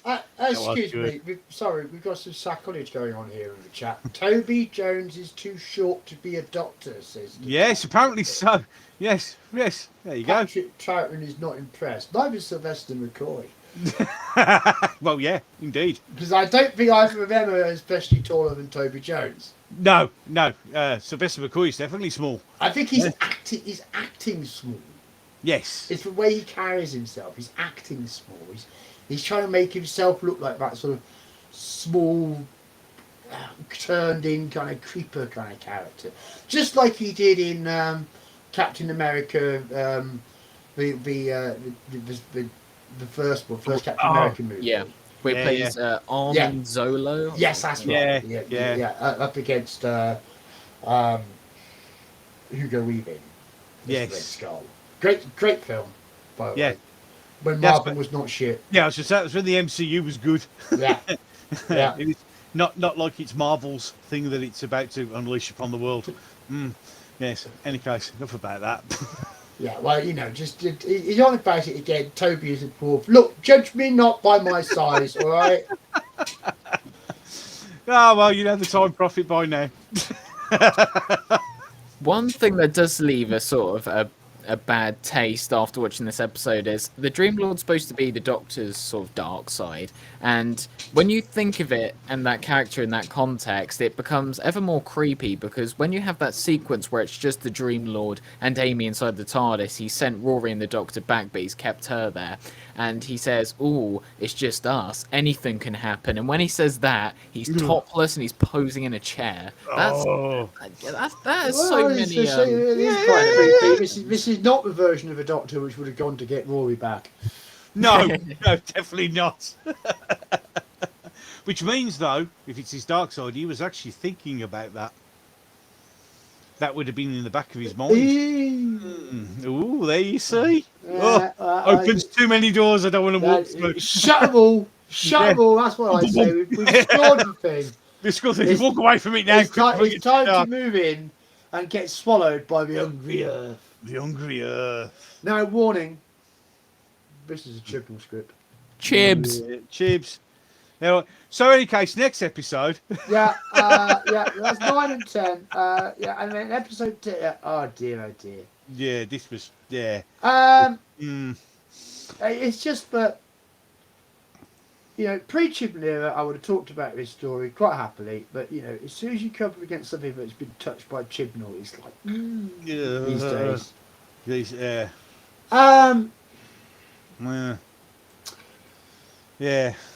I'm not actually in the mood to do a synopsis for this per se. Do you want to? I mean, we've all do one, haven't we? But it's like it's the Silurians Mark II. Yeah. Only this time it's drilling an experimental borehole rather than a cyclotron power station, which has woken them up. And I think part one's quite effective at establishing the Silurian threat. Yeah. I think I do have a big issue with the New Who Silurians having human faces. Yeah, don't like that. Don't like that at all. No. I really think it sells them short. It does. They should have their ugly reptile faces, because they're reptiles. That's all part of the difficulty of humans relating to Silurians. Yeah, exactly. You know, they're not supposed to look hot with sexy tongues. No.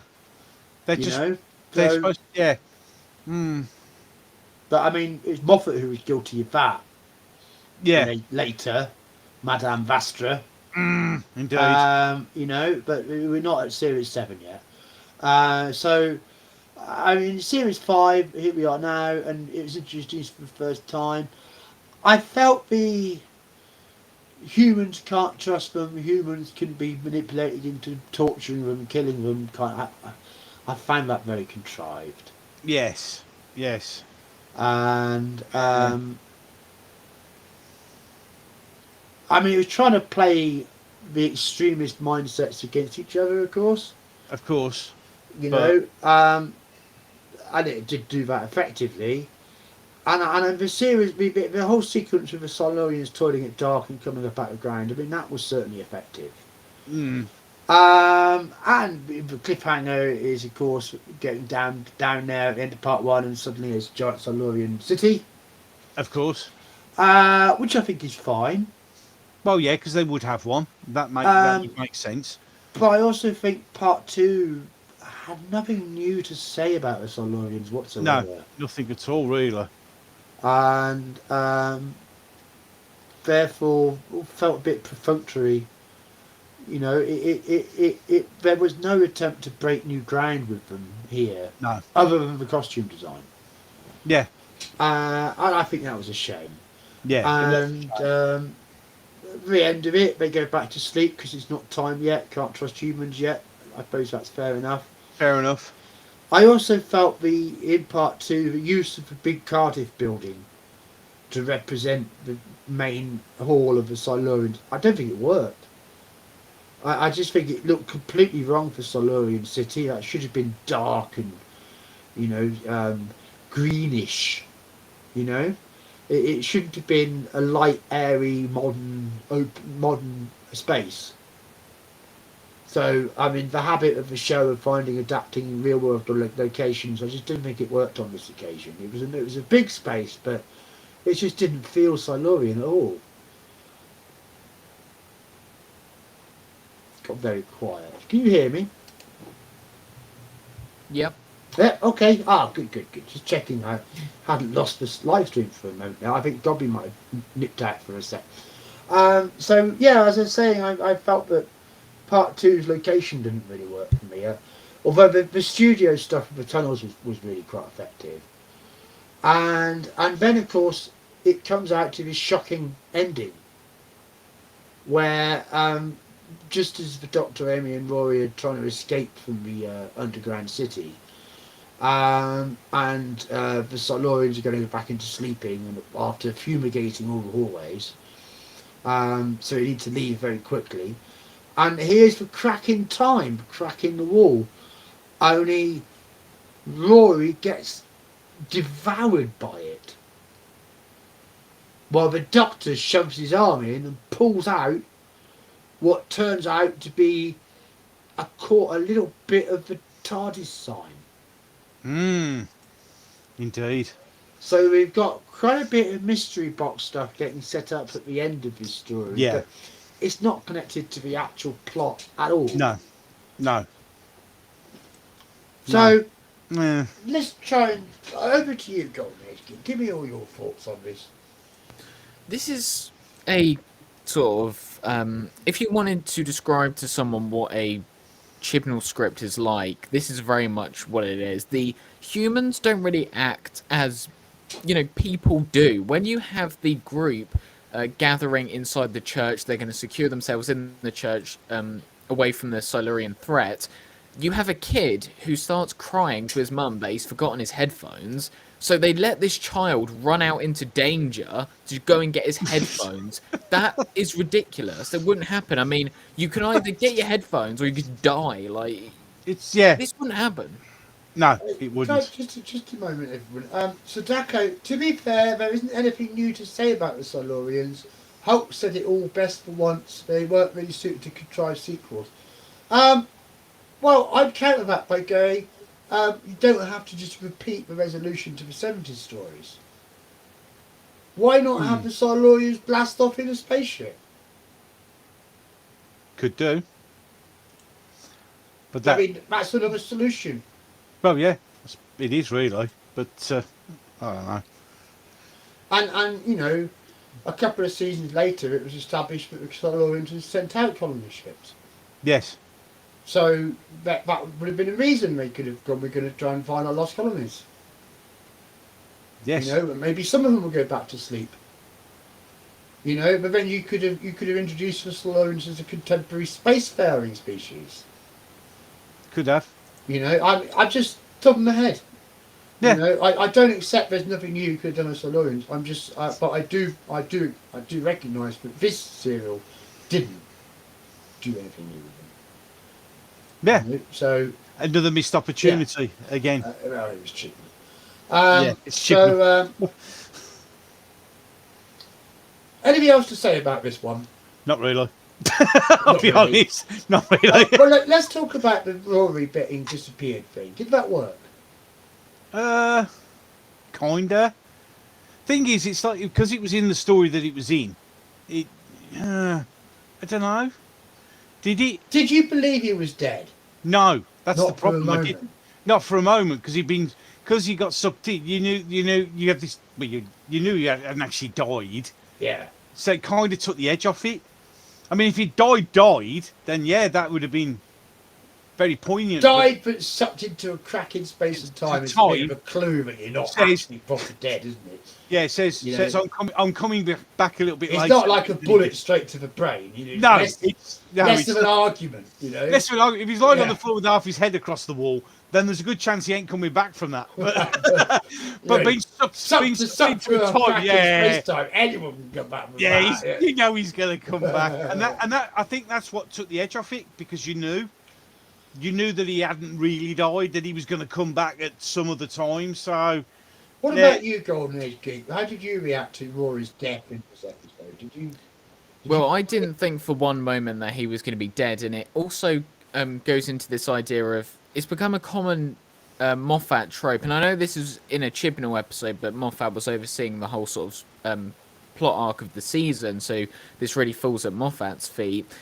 With Moffat, he does this thing where he sets up a plot element and then he'll do a bait and switch to sort of prove his intelligence to the audience, and you can see this in all of his works, you know, Doctor Who, Sherlock, even Dracula. He sets up a mystery, he will then reveal, you know, the mystery, and then he will go, aha, this is what's really happening. So you've already seen this numerous times throughout this season, when you have the 11th hour and this woman, she's actually a grown-up Amy, and then in the Beast Below you have, aha, this alien was offering to transport the human race anyway, and then you have Flesh and Stone, where, aha, these random statues are actually weeping angels, and then Amy's Choice, you have, this is actually the reality, aha, no it isn't, this is also another dream. So every single episode keeps on sort of, you know, flipping your expectations. So although it's telling you that Rory's supposed to be dead, because of what we've seen with every episode this season, you know that they're going to just pull something out and just reverse the whole thing eventually anyway. Yep, that's exactly right. I mean that's a consequence of switching to fairy tale rules, isn't it? Yes, exactly. That's the problem. That is the problem when you switch to that. It doesn't work. It really doesn't work. It's got an inbuilt weakness, which has to be handled very carefully, or it can collapse badly. It's that kind of narrative structure. It is. And this one didn't do very well at all. All right, let's just score this piece of work. piece of work it was. D. D minus. Didn't like this at all. Really didn't like it. I would say D. D. We've D'd it off, everyone. You've well and truly D'd it off. Right, is there anybody who wants to stand up for this part of Chibnallisms? No, I think the best we got so far. Nobody's been daring to stand up for this part of Chibnallism. A 3 out of 10 by Sadako, and that's only 3 purely because of Karen Gillan's incredible performance after Rory's death, which I have to agree. She's absolutely brilliant then. You can't fault the actors for the material they've been served up. No, but she did really. That was very good. And what makes it better is Karen Gillan had to switch her performance immediately, because you have Rory dying, and then because he goes into the crack, Amy forgets about him. So she goes from being a crying mess to immediately not knowing why she's crying, and then turning happy straight away. Yeah, it is extraordinary. It is a brilliant piece of acting. It just shows you why Karen Gillan is just extraordinary talent, and to think she started off as the second cultist girl on the left in Fires of Pompeii. Exactly, just shows you. Yeah, the talent's there, and she's a very talented actress. Talent will shine through. Yes, always does. So we could move on. We can. And you know, if you're looking for a place to stay, you can ask our mate Gareth Roberts to write you a script, and he'll write you the lodger. Yes. No, we are out. No, we've just gone over the biggest one. You just missed the best one ever. I'm sorry, everybody. Oh no! How dare you walk past this one? Messed that up. How could you possibly walk past Vincent and the Doctor? Oh my God! Oh my dear Lord! No, you can't walk past that one. Not the best one ever.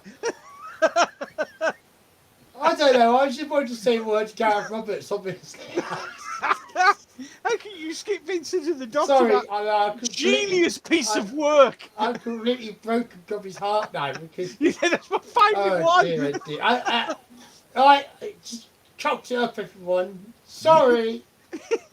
Vincent and the Doctor. Yes, that one. Bloody hell, it's fantastic. Sunflowers. Well, look, of course, this was Richard Curtis. It was. Of Blackadder scripting fame. It was. Turning in a script for the show, and it was an extraordinary sensitive piece of work. It really was. It's every bit of Um, this is just brilliant. Beautifully shot, wonderfully acted, an excellent production. The Doctor and Amy meet up with Vincent Yeah, because the Doctor is intrigued that there seems to be an alien creature in the window of a painting Vincent did of a church. indeed. And upon investigating, it turns out there is indeed an invisible alien creature that only Vincent can see because of his cognitive divergence. Yes. And he teams up with Amy and the Doctor to tackle this creature and render it harmless. Mm. And as a reward for that help, the Doctor takes Vincent into the future, into the current day, where he can see an exhibit of his work and see how loved he is and how recognised and respected as an artist. Which was just a cameo from Bill Nighy as the art curator who the Doctor asked to express his feelings about Van Gogh as an artist, and it just melts you. I'll It's one admit, of the most fantastic performances the show's ever put on screen. I'll admit I cried. I It's- cried. Every time I watch that sequence, I get a lump in my throat. It is just brilliant. And the best, what makes it even better is Bill Nighy isn't even credited in the. It's uncredited as Dr. Black. He just comes in, does that awesome performance, and it's like wow. And you just sit at the end of that, and it's one of my favourite. It always sticks there. And I just sit there at the end and just go, that's acting. That's just great acting, great writing. It's perfection. It's one of those stories Perfection. which is so good. Is Series 5. Yeah, It makes you wonder why we didn't get more like it. exactly. In Series 6, 7, 8, 9 or 10. Now you thought they'd have learnt that one and thought crack on like that because it was just unbelievable. It was a transcendent Doctor Who story. Oh, Certainly a new Who story to show somebody who's never seen Doctor Who before. yeah. If you wanted to try and work him into it gentle, this is the one to go for. Because it will crack the hardest of hearts. Oh, it does. It's fantastic. But that's just what I reckon. What do you say, GoldenagedGeek? I think everything about this episode works incredibly well. The monster you have is invisible. You can't really see this creature, which does serve as an allegory for Vincent's depression. It's very well done when Matt Smith is having his invisible fight with it in the courtyard. Yeah, it is. Yeah. It is. But it also, you're right with Vincent Van Gogh the way he was. It's a brilliant way of doing it. And one line that I've memorized from this episode, and it's not because I've kept on watching this episode constantly to get it. When I watched it once, it stuck with me, is when they go back to the museum in the present day after they've gone to see Vincent, and they find out that he still, unfortunately, ended his own life. And the Doctor says to Amy, life is a pile of good things and bad things, and even though there may be more bad things in that pile, it doesn't mean that those good things didn't matter. Yeah, amen to that. Yeah. That's always a good message. Yes, absolutely. It's always a brilliant message. But it's, I mean, even the bit when, you know, the monster goes, the Saturn, it's just so well written. And as you said, there are a few Doctor Who episodes that just stick straight in your head, and this is one of them. It's also about respecting the historical figure. Of course it does. It does. Which is another thing that Doctor Who got very wrong in more recent times. Yes. But obviously, what Vincent and the Doctor gets right is it's not trying to see Vincent through modern eyes. No. It's trying to show modernized Vincent through his eyes. Yeah. And juxtapose this fantastic art that you might have seen with the reality of the man who created it. Yeah. It's very personal, it's very human, it's quite humbling and also upsetting. Yeah. You know, because it also enables people to be put into the headspace of somebody struggling with mental illness. Yeah. Which obviously got this story a lot of respect. Yes. It tackled that theme. Yeah, and he tackled it well. Tackled it Vincent very and the well. Doctor and the Pandorica Opens were both put up for Hugo Awards. Yes, they were. But Pandorica Opens won it, which I think is a bit of a crime, really. It is, because This should have gotten, but there you go.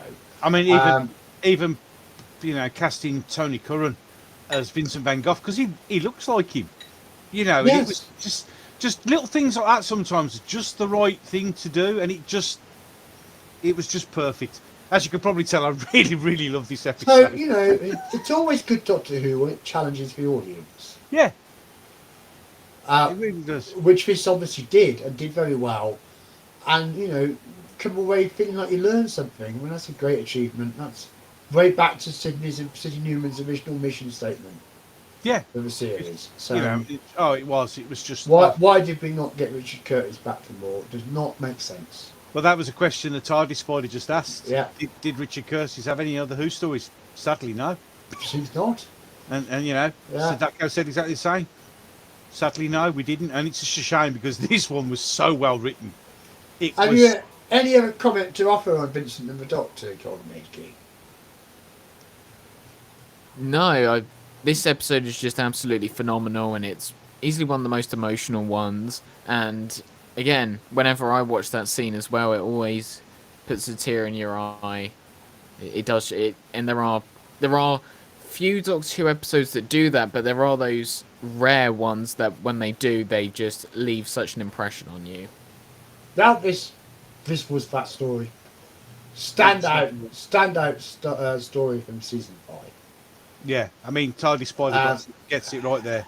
This did not challenge the audience. It grabbed it by their heart. It did not let go. No, it really didn't. It was such a good episode. So awesome. Well, let's make this simple. A plus plus plus. A plus plus plus plus plus. Highest score ever given an episode. I will give this story right here, right now. This is without doubt. Very high watermark. Very high point. Without doubt, this is my all-time favourite Doctor Who episode by far. Woohoo! It really is. It's just perfection for me. I just love it. So as high as it can go. How about you, GoldenagedGeek? I will say A+ to the power of 9 recurring. Wow! Brilliant. Well, there you go. Tiny Spider A+++. Sadako 8 out of 10. It sounds like we just broke the rating system, basically. This one does. In fact, this one shouldn't be on the rating system. Warp 9.999999. It's there. Yeah. It's Doctor Who, and there's this one. But that's my personal point of view. I just absolutely love this one. And now we can go. I get a lodger. To the lodger. Boy. Oh dear. Filler stories and how to write them by Gareth Roberts. Yeah, indeed. He's got a lot of intriguing ideas in this one. It's a clever idea. Because there's an invisible time machine pretending to be the upper story of a building. But the impact of its of it operating screws up the TARDIS landing procedure, which Doctor had already stepped out of the TARDIS before that happened, leaving Amy stuck in the TARDIS, which is lost in the vortex and can't materialise, and the Doctor having to somehow rescue her. Yes. So you can't do that just standing around in the street. So what does he do? He gets a room. Of course. And he answers an advert put out by Craig, who has the flat downstairs from where his alien spaceship is. Perfect place to move and investigate. So that's exactly what the Doctor does. Yes. So, James Corden. Yes. Now, in 2023, James Corden's probably fair to say he's probably considered one of the most insufferable pricks on television. Yeah. He's got his Hollywood show. He's over in the United States, and he's up to his neck in all that. We don't really see him around anymore. He's not that boy who made good on a comedy show no more. So he's a bit of a funny figure, really. But he came on to Doctor Who through the Lodger and the follow up the next year, and. As far as it goes, light-hearted episode, comedic interactions with Matt Smith, brilliant footballing. There's a lot of fun in this story, and the whole Craig and his girlfriend thing. If you like Craig and his girlfriend things, then the writing there is really quite light and wonderful. Yeah. So Gav's got a good grasp on his character interactions. Just a moment, Gobby. I'm just going to mute. Oh, bloody hell. Yeah. Hello. What's happened? We just hand over to GoldenagedGeek for a couple of minutes. Yes, it's okay. It all went dead. Can you still hear me, GoldenagedGeek? Because I've gone dead. Yeah, that's okay. I just went silent for a minute then. I was like, what's happened? I thought he killed the stream. Press the wrong button. Wow. Any case, so let's have your views on this one, on the Lodger. This episode is also one that you just switch your brain off and have fun with. It's not one that's going to, break records. It's not going to be the most amazing story, but it does put the Doctor in the most human of situations, and watching him trying to adapt to human life is really funny. One scene that, again, because every Doctor Who story, even if it's not the greatest, there's always a scene or two that always sticks with me. The one that sticks with me in this one is when they're playing football and the team come over to talk to the Doctor, and he says, like, oh, we're going to kill them. And he goes, you're not going to kill anyone. I'm the Doctor. I'm here to protect everyone. He went, and you just meant about the game of football, didn't you? Yeah, that was brilliant. Yeah, it's the way he said that was awesome. But I'm the Doctor. You're not killing. Yeah, you're right. It did have its moments. As we've said before, they all do have their moments. It's just... this was a filler for me, and I suppose it was okay. Everybody knows it's a filler. We're not denying. No one's denying it's a filler. Yeah, it's just. But it's interesting because it was actually foreshadowing stuff that was going to come out in Series 6. Yeah, it was really, wasn't it? Because this time machine, very clearly a silence time machine. Yes. So I don't think it's really made clear enough what the silence were doing, messing about, trying to make their own TARDISes. It seems like a lot more should have been made of someone trying to gain the power of time travel. Yeah. But all very intriguing, and I felt the whole perception filter thing, and trying to find the right mind to act as its pilot. I mean, I thought that was already quite good, spooky, ooky science fiction stuff. So, it just depends if the blend of elements here is really your kind of sandwich. Well, this is it, isn't it? I don't think there's anyone going to put this in an A level.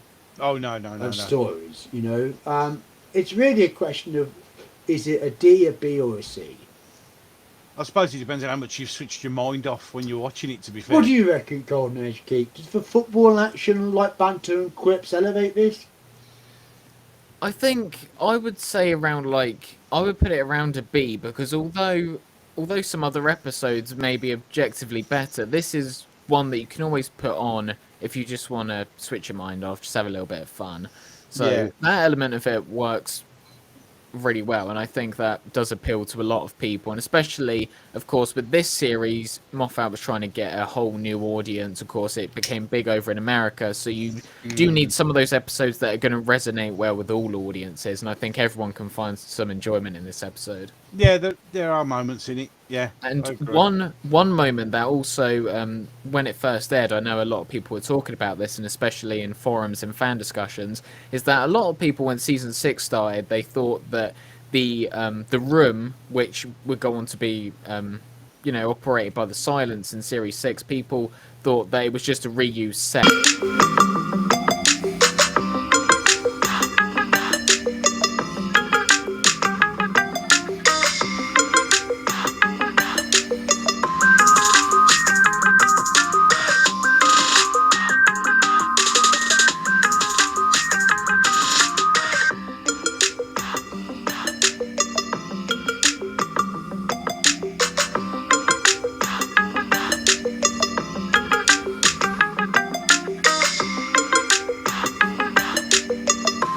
We're on part 2 now.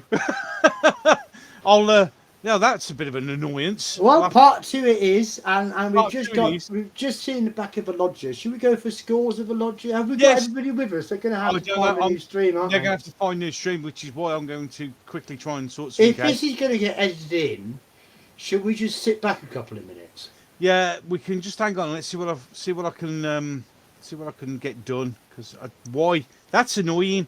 So that's a reason why this is probably mark. Yes, this That's is a very black mark. It's a black mark. It just kicks us off for no apparent reason. That's a bit weird. It didn't say anything about there be a limit. Yeah, it's definitely died on that one. And we are back up. Yeah, we got 2 watching, so people are probably coming back now. Yeah, Perhaps it is a time limit thing because we just hit the must be. 2-hour mark. And Yeah, perhaps that's it. Well, Time Prophet's here, and he's told me I shouldn't have pressed that button. So there we go. We now know that StreamYard doesn't have all the knobs and whistles, but it doesn't kick you off if you go on too much. Yes, Yeah. yeah. People who say yes. Even Mux has a problem. You're not allowed to stream longer than 2 hours, and then it will just turn you off without even giving you a warning, which is very nice of it. Well, welcome back, Sadako. Welcome Yes. back, Time Prophet. We're going to slice this Sorry in. about that. Yes. You know, do all that sort of thing. Yes. Should we do scores for the lodger, and then we've got 3 to do. And we got 3 to do on the new bit of the stream. Yeah. Yes. GoldenagedGeek, score us up. The lodger. B. I'll B as well. And I'll C plus it. And you'll C plus yeah, it. I'm Right, not- we're moving on. along. Because it's time for the Pandorica Ah, to open. yes, indeed. So here we are. We've been on an 11-episode journey. We've learned all about the new Doctor, all about his new companions. We've been through ups and downs, bells and whistles, twists and turns. But here we are. This 2-part season finale is starting up. It certainly is. And it starts up in France, 100 odd years ago, Oh, yep. with Vincent van Gogh screaming screaming away at night because he's racked with terrible visions of something so awful that he's done a painting of it, but the Doctor must see. So he sends it. So it's been acquired by, I should say, Winston Churchill, who then realises that it's an important message for the Doctor and ensures it's kept safe for several more centuries, where it's nicked from the art gallery of Liz 10 by River Song. And Liz 10 says, "Stop nicking my stuff." And she says, "I need to nick this stuff and show it to the Doctor, and if you look at it you understand why." And she shows her the picture, but we can't see it. But then she goes, "Oh, yeah, right." Because what's on this picture is quite important. Very important. And oh gosh, my brain's gone. How does the Doctor actually get to see it? Oh, I know, because River leaves this message for him, the earliest known message in history, Yes, that's because the one. he's not answering his phone. So she carves a reminder for him to give her a ring. Well, to basically show up at a bunch of coordinates in the oldest known writing in the universe, which is actually High Gallifreyan carved on a cliff saying "Hello, sweetie" with some numbers. So because of that, the Doctor then goes to Britain circa AD 400, where Amy remarks it's her favourite period in history, the invasion of the hot Italians. And they go into a Roman camp to find Cleopatra waiting for them, none other than the mind-controlling lipstick queen herself, Yes. River Song. River Who Song. then goes, "I had to show you this, look at this picture." "Oh, what is it?" "It's the TARDIS blowing up." Duh, Ah, duh, duh, duh, doo, doo, doo, doo, duh, duh, feel like the old. Should have had the old EastEnders. That's our opener, you know. Yes. So yeah, okay, we have stakes, people. Yes, indeed. We have stakes, and we have horses, and we have a ride across Salisbury Plain. Indeed. Because apparently the place all this signal is being signalled from is Stonehenge. Yes. So Stonehenge. Dr. Amy and River go to Stonehenge, where they find an entrance leading down underneath the monument. And down there is a giant crypt, in the middle of which is a big sci-fi technical looking box, which is the Pandorica itself, and it contains the most scary, fearsome force in the known universe, and it's opening. Yes. And it's resonating a message through the stones of Stonehenge to tell the whole universe that it's opening. And so everybody's going to show up. Everyone. So Every damn one. after a bit of malarkey with a Cyberman, we've been left behind on guard. Yes. With some very The Thing inspired Cyberman head movements. Including the sound effects are very reminiscent of The Thing. Because it's kind of like a sound. Yes, like it is. a weird alien voice sound, you know. The way the movement is a lot like the alien spider thing in the thing as well. So some homaging going on there. And Amy nearly gets her head stuck in the cyber helmet, but not quite, because the hot Italians turn up, one of whom seems to know who she is. Yes, looks familiar too. Very familiar. Very And familiar. he knows who the Doctor is. Not only that, the Doctor knows who he is. Indeed. And then suddenly the Doctor's very confused as to what the hell is really going on. Indeed. But nevertheless, time's ticking, this box is opening, and a crisis is happening. Indeed. So the Doctor gets ready, and when all the alien spaceships turn up, he basically says, come on then, who's going to be first? Do the wise thing, take a step back, let somebody else have a go. Because I am the Doctor! Another good I speech. am talking. Yeah. It's all of that. And stop all Yes. that buzzing about. You know, so it's like Close Encounters of the Third Kind getting a telling off. Kind of, yeah. Stop all that.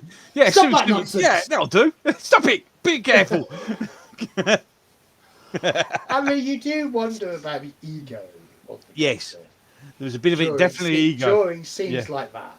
Oh, God, But yeah. at the same time, the extraordinary chutzpah, you need to put it off. Yeah, oh, God, But- yeah. You see, unfortunately, the Doctor has miscalculated. Because the Pandorica is not opening to let something out. No. The Pandorica is opening to put someone in. Which someone? Oh, well, him. The Doctor! Oh, no! And so it's a complete trap, of course. Of course. And so the Subtarans and the Slovenes and the Jadoon and the Cybermen and the Daleks and just about everybody all turn up and force the Doctor into the Pandorica, where the idea is to make the universe safe from him, because all of their research has told them that the universe is going to be destroyed and it's the Doctor that's going to do it. Yeah. But Oh, no, says the Doctor, you don't understand. You mustn't put me in this box. I'm the only person who can stop it happening. My TARDIS is going to be destroyed. It's going to blow up the universe. Yeah. No, you must listen to me. Oh no, no. Close, doing, end of episode. End of episode. Oh, after Rory had gone a bit funny and tried to kill Amy and stuff. Because actually Yeah. he's an Auton. Yes, he is an Auton. Damn those All them Autons. Romans were Autons. They're all Autons. We Everybody's were plastic Italians after all. So Oh, that character dear. has, if I have a complaint, it's that I don't buy the Daleks being willing to be part of the Alliance and honour its terms. 100%. 100% on that one. The Daleks would never do that.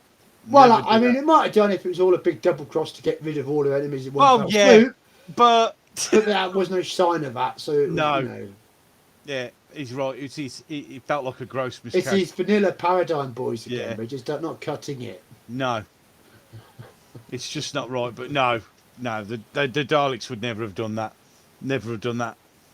What do you think of the Pandorica Opens, Golden Age Geek? It is, well, it's a culmination of the entire sort of fairy tale arc. Of course, it's revealed, I believe, at the end of this episode that this whole sort of time period that they find themselves in is sort of manufactured, a bit like a dollhouse in a way, and they've sort of been inserted into it because the crack in Amy's wall and how it sort of feeded off her energy, it had sort of created a world that would lure her there, and then as a result, the Doctor, and also this. Is anyone else sort of stuttering on this stream? No, it seems no. to be going a bit funny Keep going. You're all right. for me. Yeah, it'll probably kick off again in a minute. Perhaps it's just me. Yeah, just crack on. Just keep going, please. So it's revealed that they're sort of in like like a fairy tale world, sort of like a dollhouse, and they've been lured there because, of course, they can tell that Amy and the Doctor would be intrigued by it, and therefore the silence could blow up the TARDIS to prevent the Time Lords escaping. But again, that goes into the final episode of Series 7. You kind of have to talk about the two when you talk about this particular episode, otherwise the whole thing doesn't make sense. But yeah. Again, talking about the Alliance and the members of the Alliance, it doesn't really make a lot of sense for most of them to team up with the other sort of species, because kind of their philosophies is the fact that they must be the superior ones. So to see that they are teaming up with other species does go against their sort of prime objectives. But I didn't hate it. Of course, this episode, not just this episode, but also this whole season, there are many contrivances, but I just find myself constantly, even if it's the sort of lower tier episodes that I haven't particularly liked, whether it's like Vampires of Venice, the scenery and the way that it's presented to us always does grab me in the way that some other seasons don't, because of their particular tone. So I didn't hate this one. I think it's actually a top tier episode in my opinion. Yeah, absolutely. So we had to get a bit of a troll there. Just got rid of him. It's the it's the same with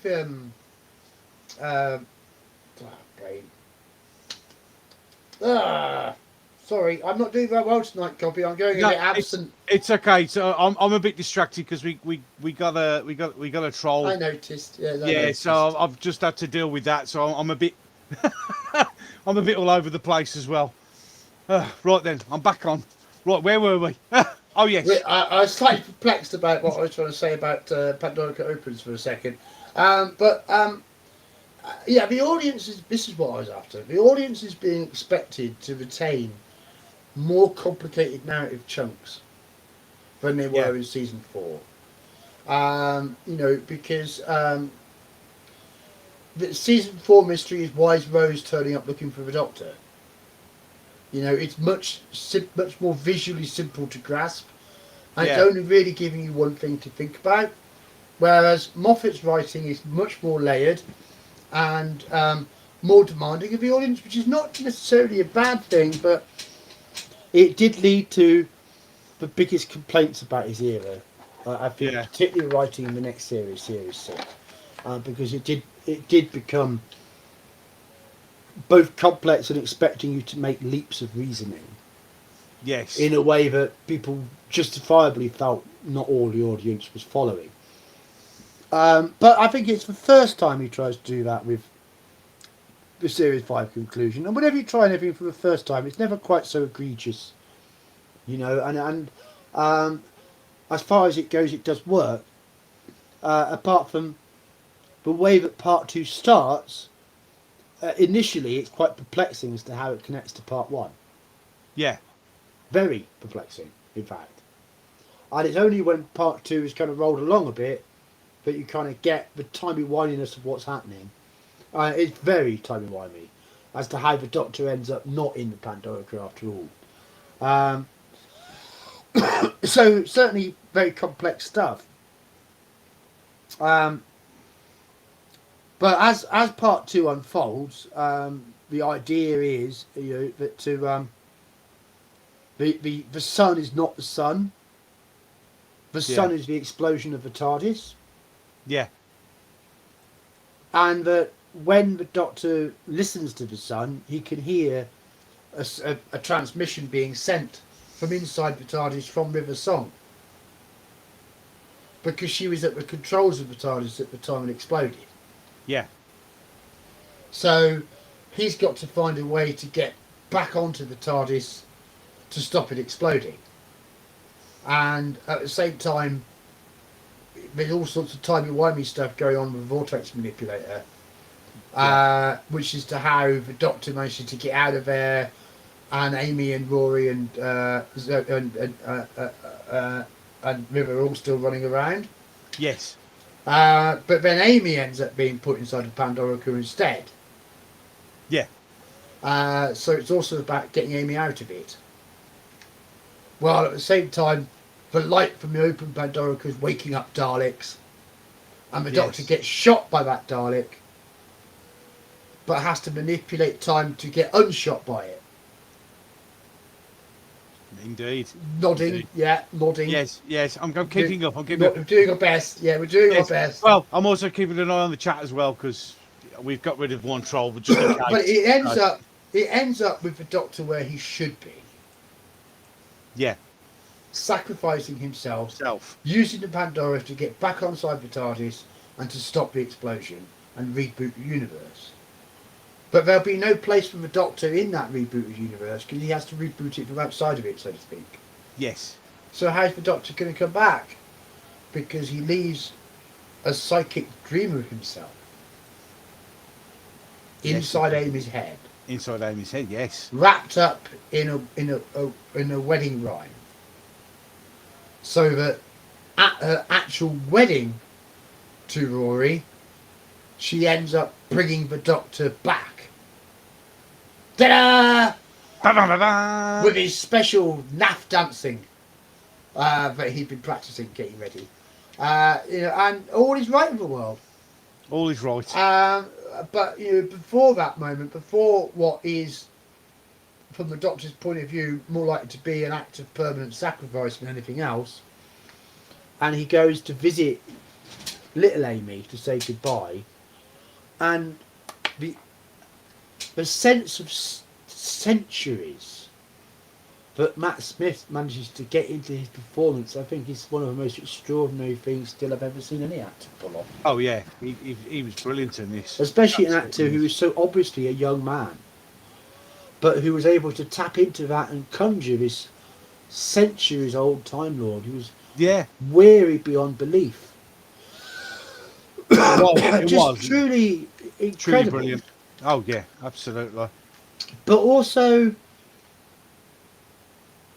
something contradictory, something conflicting about the whole thing, and the awkward way it fits together. Yeah. It works, but it doesn't work easily. Yeah. So a more convoluted, ambitious and complex finale than we'd ever seen before at this point in New Who's history. Yeah, absolutely agree with that. Yes, it did work. And yes, they're both rated very highly, but also represent big risk.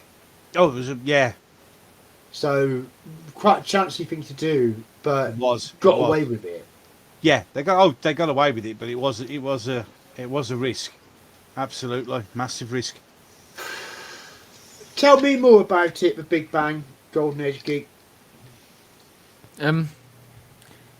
It does suffer from what finales usually do, in my opinion, where they have a big build up and it's very promising. And I don't hate this episode, just saying, but one thing I do criticise it for is it does a big build up, but then everything immediately in the second part is either contradicted or it's made to not be as threatening or important as it was set up to be. So when you have the Doctor being locked up in the Pandorica and how he gets out and everything with that, it seems to dull down the tension, in my opinion. Although I don't hate it by any means. I would say though everything after they reset the universe and there's a second Big Bang, everything after that is very emotional and it does grab me. I love the wedding scene, everything like that. And it's weird that again Moffat and with his companions is that they don't really have a character, and as much as we do see them develop with the Doctor, but in terms of their backstories and their families, they're essentially non-existent. And you do see them briefly at the end of the Big Bang, but they're never brought up again. And that will go on to be a recurring thing with Clara as well. Yeah. And there's not really a character. They're more of a plot device. Yeah. And that seems to really be the case in this one, where Amy is just really used as an excuse for a way to bring back the Doctor. Yeah. Yeah. But I don't hate it. No, I get what you're saying. Absolutely agree with it as well. Absolutely agree with it. So, yeah. If you believe that the seed of a dream can bring someone back into reality, even the plot is great. Yeah. If that gives you problems, Then you're struggling. then you potentially struggling, yeah. Yeah. But Yeah, it's a fairy tale approach again. Yeah, it's a fairy tale approach again, isn't it? Which is, it's never dodgy. You're on dodgy ground with the fairy tale. Because, you know, it has to work, and if it doesn't... Well, you're dodgy going rebooting the entire universe, but Wow, yes, at least true. Moffat cared enough to reboot it. True. Well, at least he had a go at it. Yeah, I mean, you know, I mean, let's... he didn't leave it and just forget about it and go, Yeah, most of the universe is wiped out. Oh no, never mind. Yeah, half the That's a universe has been... shame. Yeah, half the Move universe has on. been destroyed. Yeah. We're going to make any reference to that? No, we'll just Nah. forget about it. It doesn't matter. It's, Nah. you know... Yeah, exactly. At least he did make the effort to bring it back. Or even explain how it came back, because at the moment, technically, it's still half destroyed. Although, you know, I mean, is that arguable, taking that into account? This is not the same universe that the 10th Doctor was operating in. And there you are, there's your categorical proof. It can't be, it was rebooted. Yes, exactly. There you So go. it's Boom. absolutely not the same universe. And, you know, I think the Chibnall era was another universe as well. Well, yeah. But, shall we try and score this challenging but ambitious series finale? Yes. It's going to be interesting to see what the scores are on the doors for this one, because it is a challenging one. I've taken it all into account. It's like, it's not a traditional narrative. It doesn't land easily. I've never been entirely happy with it myself. The ending didn't quite sit right with Didn't me quite the land. first time I saw it. Yeah. But I did like the whole. Excuse me. I did like the whole acting with the sacrifice stuff. I mean, that was all the build up to the act of sacrifice was fantastic. Yeah. There's a lot of really good stuff in here. Am I going to B plus it, or does it go into an A? I think a lot of people would feel it's an A, Yeah. but I am going to go for the B. I'm going to go for the B plus. Fair enough. I think there were some flaws which, over time, would show even bigger concerns about the way that Moffat was handling big stories. You know, so. It was great for the time, but also had some indications there might be concerns in the writing to come, and I just don't think it quite hits the A for me. Not like Time of Angels, Flesh and Stone, which is romps an A. Yeah. And you know, Amy's Choice is an extraordinary piece of TV. Vincent, a wonderful episode, a good finale, but not the greatest. But I mean, it just goes just what I've just said there just goes to show how well Series 5 did on the standalone episodes. Yes, indeed. Me personally, I'll only give it just a B. It didn't land. It didn't land right, and it's still in it. It niggles. So a B. Would you perhaps have scored it an A if it was only part 1? If it had been just part 1, you probably would have got an A. But part 2, the resolution is just not right, and it does very hard to put my finger exactly on why it doesn't, but it just doesn't sit right, and so yeah, it'd have to be a B for the whole thing. For me, that is any case. And GoldenagedGeek, what's your summary? I would give it a B plus. B plus. Fair enough. Yeah. Although again, like what you said, Gobby, if it was just part 1, it would be a lot higher, because that is a very good setup. Oh, it is. That part 1's really, really good. It's just part 2 just let it down, sadly. Well, it's part 1 that they put in for the Hugo, not part 2. Yeah, it's just the way it goes. So sometimes it happens, you know. Matt Pounder has just said solid season. At this point, it was still must-watch TV. Absolutely. Yeah, agree. Totally agree with that. I was still Team Moffat by this point, but I was getting a bit worried. Can see it. Yeah, can And see it. I remind everybody that right now, at this point in its history, this series was going gangbusters in the USA, Oh God, yeah, and nothing succeeds like success. exactly. So we have to completely give it to Series 5. It was a high point in the history of New Who, It was. and let us hope the show is capable of matching it Yes. or still exceeding it. Well, we'll have to Because wait. it will have to go for it a bit with the It's AI gonna have to. scores and so on. Yeah. Oh yeah, Uh, it's gonna have to. Pandorica Opens was an 88. Yep. Big Bang was an 89. So it just shows you, doesn't it? Astronomical AI. The chemistry with Rory, Amy, and the Doctor obviously was It was working. big time Yeah. audiences. Oh yeah, absolutely. Yeah, it was doing really, really well. So, but there you go. So series 5, pretty good for all intents and purposes. Well, we're almost done. Yeah. We have one last delight to consider, One last little delight. which turned up on Christmas Day. Which was, of course, quite simply a Christmas Carol. A Christmas Carol. As simple as it was. There you go. Now, contentious statement. I watched this yesterday. Ah, right. So it's fresh in your mind. Very much fresh in my mind. Yeah. I think Christmas Carol might be the single best Christmas episode. Yes, absolutely. Yes. Yeah, I can see. Yep. Yeah, you've got a consensus there. Absolutely. For two reasons. Number one, the entire plot is built around Christmas. It is. It's not just incidental, but it's Christmas. Christmas is essential to the whole making the whole narrative work. Yep. So that's something that a major plus point for a Christmas special. It is about Christmas.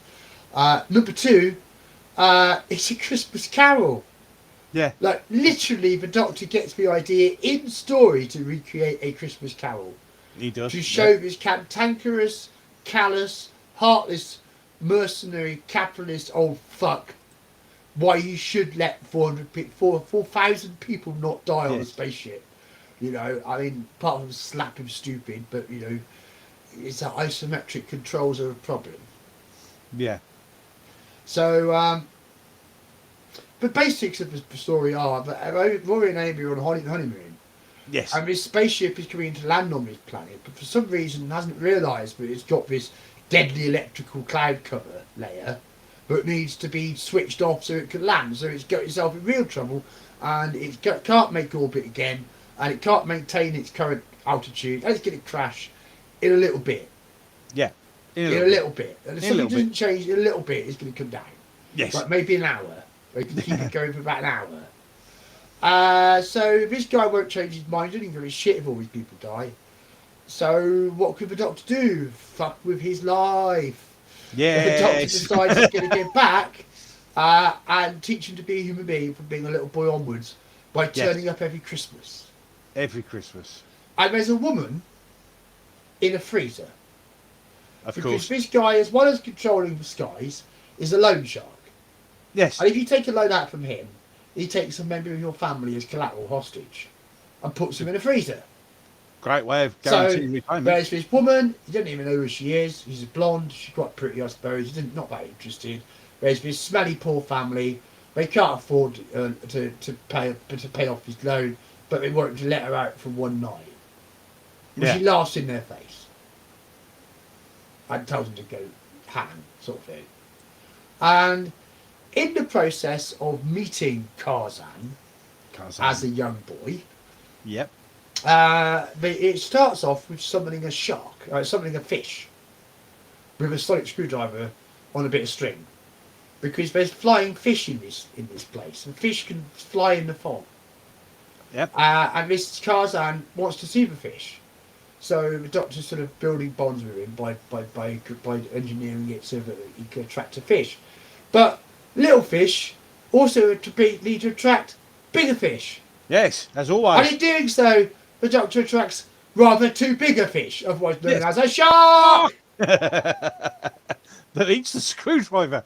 But it's the screwdriver, yeah. Nice, thanks, brilliant. And in the process of doing that, the Doctor and Tarzan take cover in the cupboard, and the shark is banging its way in there. It looks like it's gonna get in there, but the Doctor takes a risk that the shark's jaws are wedged open by the narrowness of the door, so he can go back in and grab his screwdriver out, which is half successful. Yes. So you got half a screwdriver Half and a a screwdriver. knocked out shark. Right, but the shark's going to die, and it can't survive being transported in the TARDIS. No. So what can you do? But Tarzan has an idea. Hey, we've got a life support unit we could put it in. Yes. So he takes the Doctor down to the basement, and here's this storage for all these deep frozen people. And so, you know, they pick one at random. Aha! Guess who it is? It's the blonde woman from before, Of course. who they thaw out so they can use her freezer. And of course, then they become friends. And they find out that her name is Abigail, and they agree they're going to do it again next year. Yay. So the next Christmas Eve, Tarzan and the Doctor turn up again, and they have another adventure with Abigail. And this time making the shark pull a carriage. Yes. And then they have another adventure the next year where they travel to Egypt and London, and the next year they're in a party and the Doctor marries Marilyn Monroe, but Tarzan's growing up a bit. Yeah. And, you know, well, Abigail's noticing him in a bit of a different way. Mm. And the next year, they go to visit her family and actually have Christmas dinner on Christmas Eve with her family. And all the while this is going on, older Tarzan is changing. Because Yes. his life is changing, because his memories are changing. Mm. And suddenly new things are happening, and he's being given opportunities to see things in a different way. But things are not right. And in a guilty confession, Abigail admits to Tarzan that she's only got 1 day of life left. Tarzan's in love with her, Of course he is. and he can't stand to be without her. So what can he do? All he can do is keep her locked up in that fridge. Yeah. And so he feeds the Doctor a cockable story. You know, and says, I'm not interested in that. Let's not bother. He's getting a bit old. You know, and sends the Doctor away. Yeah. Which is not helping in the current times. No, right? no, because the crew is Because we still going to still die. need to stop the bloody spaceship crashing. Right? And he's not there yet because he's still all bitter about Abigail. Yeah. So the Doctor tricks him. The Doctor gets young Tarzan and shows young Tarzan old Tarzan, which sends old Tarzan into a rage, and he almost smacks himself around the face. But in so doing, he gives himself such an emotional crisis that he breaks down, and they realise it's time to let Abigail out. Yeah. So he lets Abigail out, and she says, Tarzan, you shouldn't have hoarded my days like an old miser. You know, it's time for Christmas Day. Christmas. But what we need is a plan to save the damn ship. Well, of course, now Tarzan's got the love of his life back, and even though it's for a day, he realises his whole attitude's been whacked, and he agrees he's going to save the spaceship. Thank heavens. Ah, Poodly, we're bit of a controls, all good. So, oh no, it's not all good. Because, oops, the Doctor's changed Tarzan too much. His father would never have handed over controls to the machine to him now. It no longer works for him. Oh. This was all for nothing. They're still going to die. Ah! But fish like singing had just been established. And not only is Abigail blonde, she's also actually, a world-class Welsh opera singer. So she proceeds to rattle it out with a strange melody, really, about his shadow. I've never quite understood it, but earlier she's singing a more traditional Christmas carol, which is just beautiful singing. And so we end up with a bit of a musical number, and the music guides the ship down safely. Oh, phew, that was lucky. Amy and Rory, all good. Let's bugger off.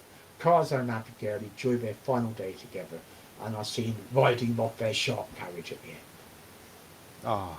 Happy Happy Christmas, Happy Christmas, everybody. everyone. Happy Christmas, everybody. GoldenagedGeek, tell me about it. This episode, I think, will work so well is that, as you say, it is actually playing into the event of Christmas. It isn't just coincidentally set at Christmas. Christmas is the core of this episode. It's what makes it. And I would say that, again, this is my favourite Doctor Who Christmas special for that reason as well. But also, I mean, we have to say, in fairness, we could call this the most Christmassy episode, and it is. But it's doing so by blatantly ripping off the most famous Christmas story of all Christmas stories. yeah. So there's a price to be paid. You couldn't do this every year. No. No. So, But I think you know, I think but what it they was a did good is... time to do it, and it was done well. Yeah. Yeah, and I think why it was done perfectly, this time round with the Christmas Carol is because Series 5 was, as we've said numerous times throughout the stream, it is fairy tale centric. It is magical. So how do you, top? The music touches, but I actually think Christmas Carol itself is not a frothy story. It's about the soul. It's a very serious topic.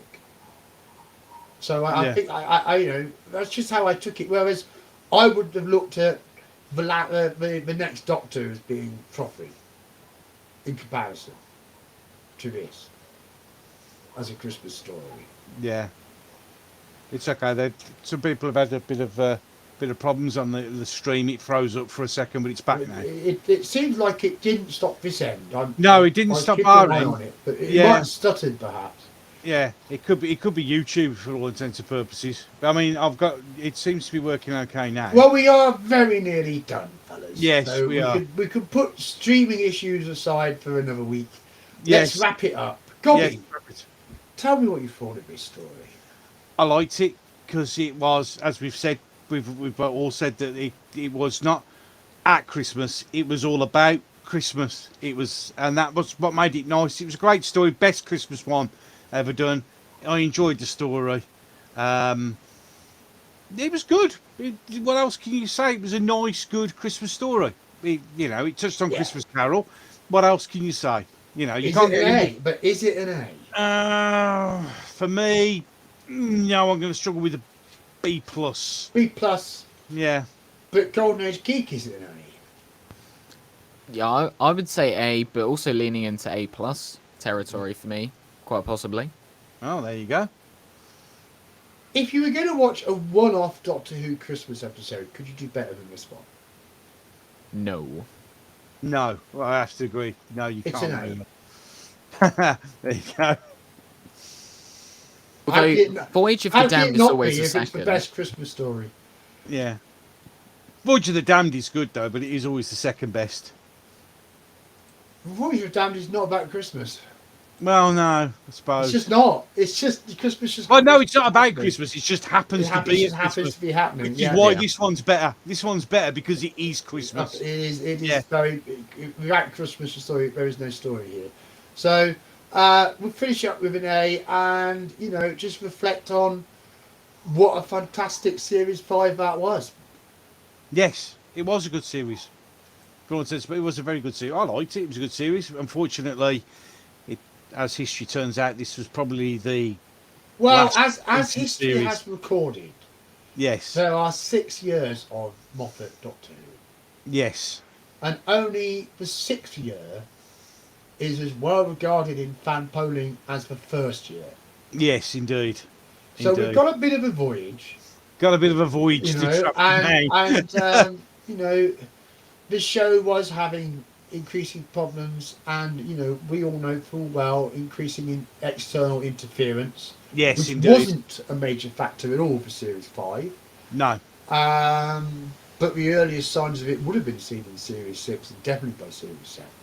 Yeah. So, I think we'd all like a time machine and the benefit of hindsight, and if you could go back to a time machine now and just drop the chandelier on Moffat's desk at Christmas 2010 and say, look, you've got to get this shit right or this is where we end up.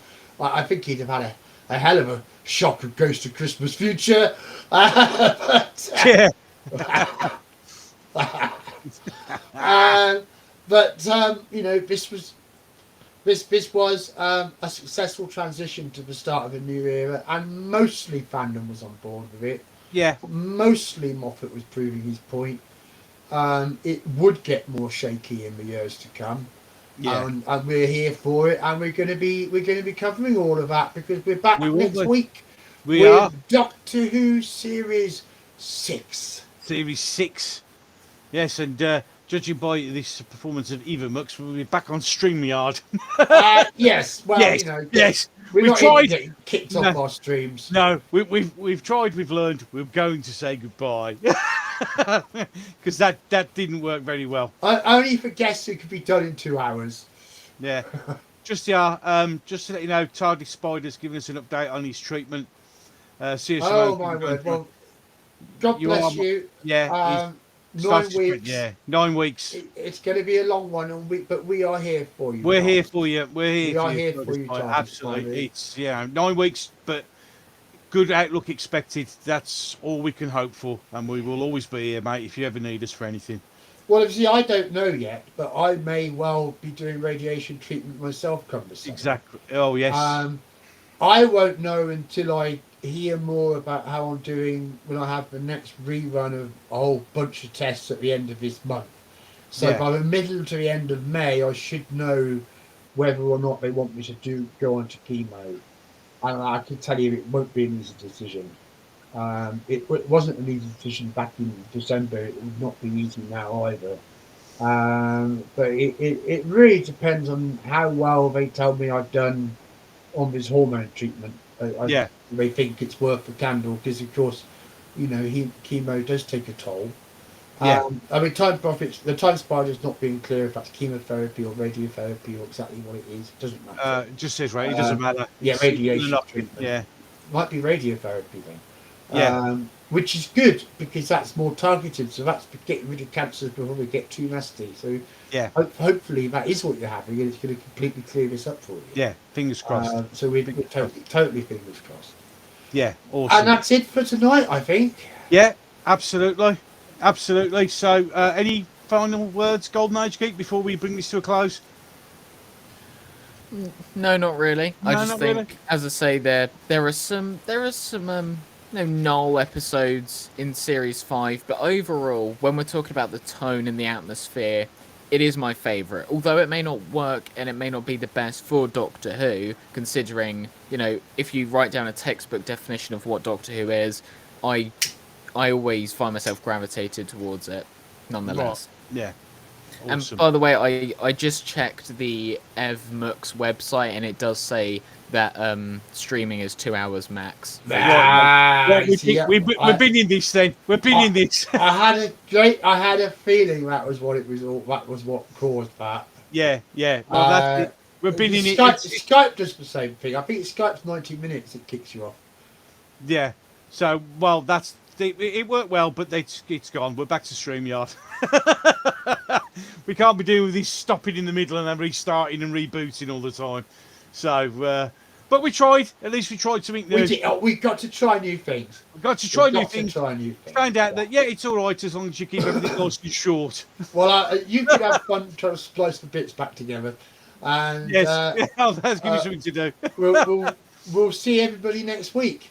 Yes, no problem. Right then, see you all next week. Same time, same place, etc. As there was and all that blah, blah, blah. Right then, catch you all later. Bye-bye. Bye-bye, everyone. Bye.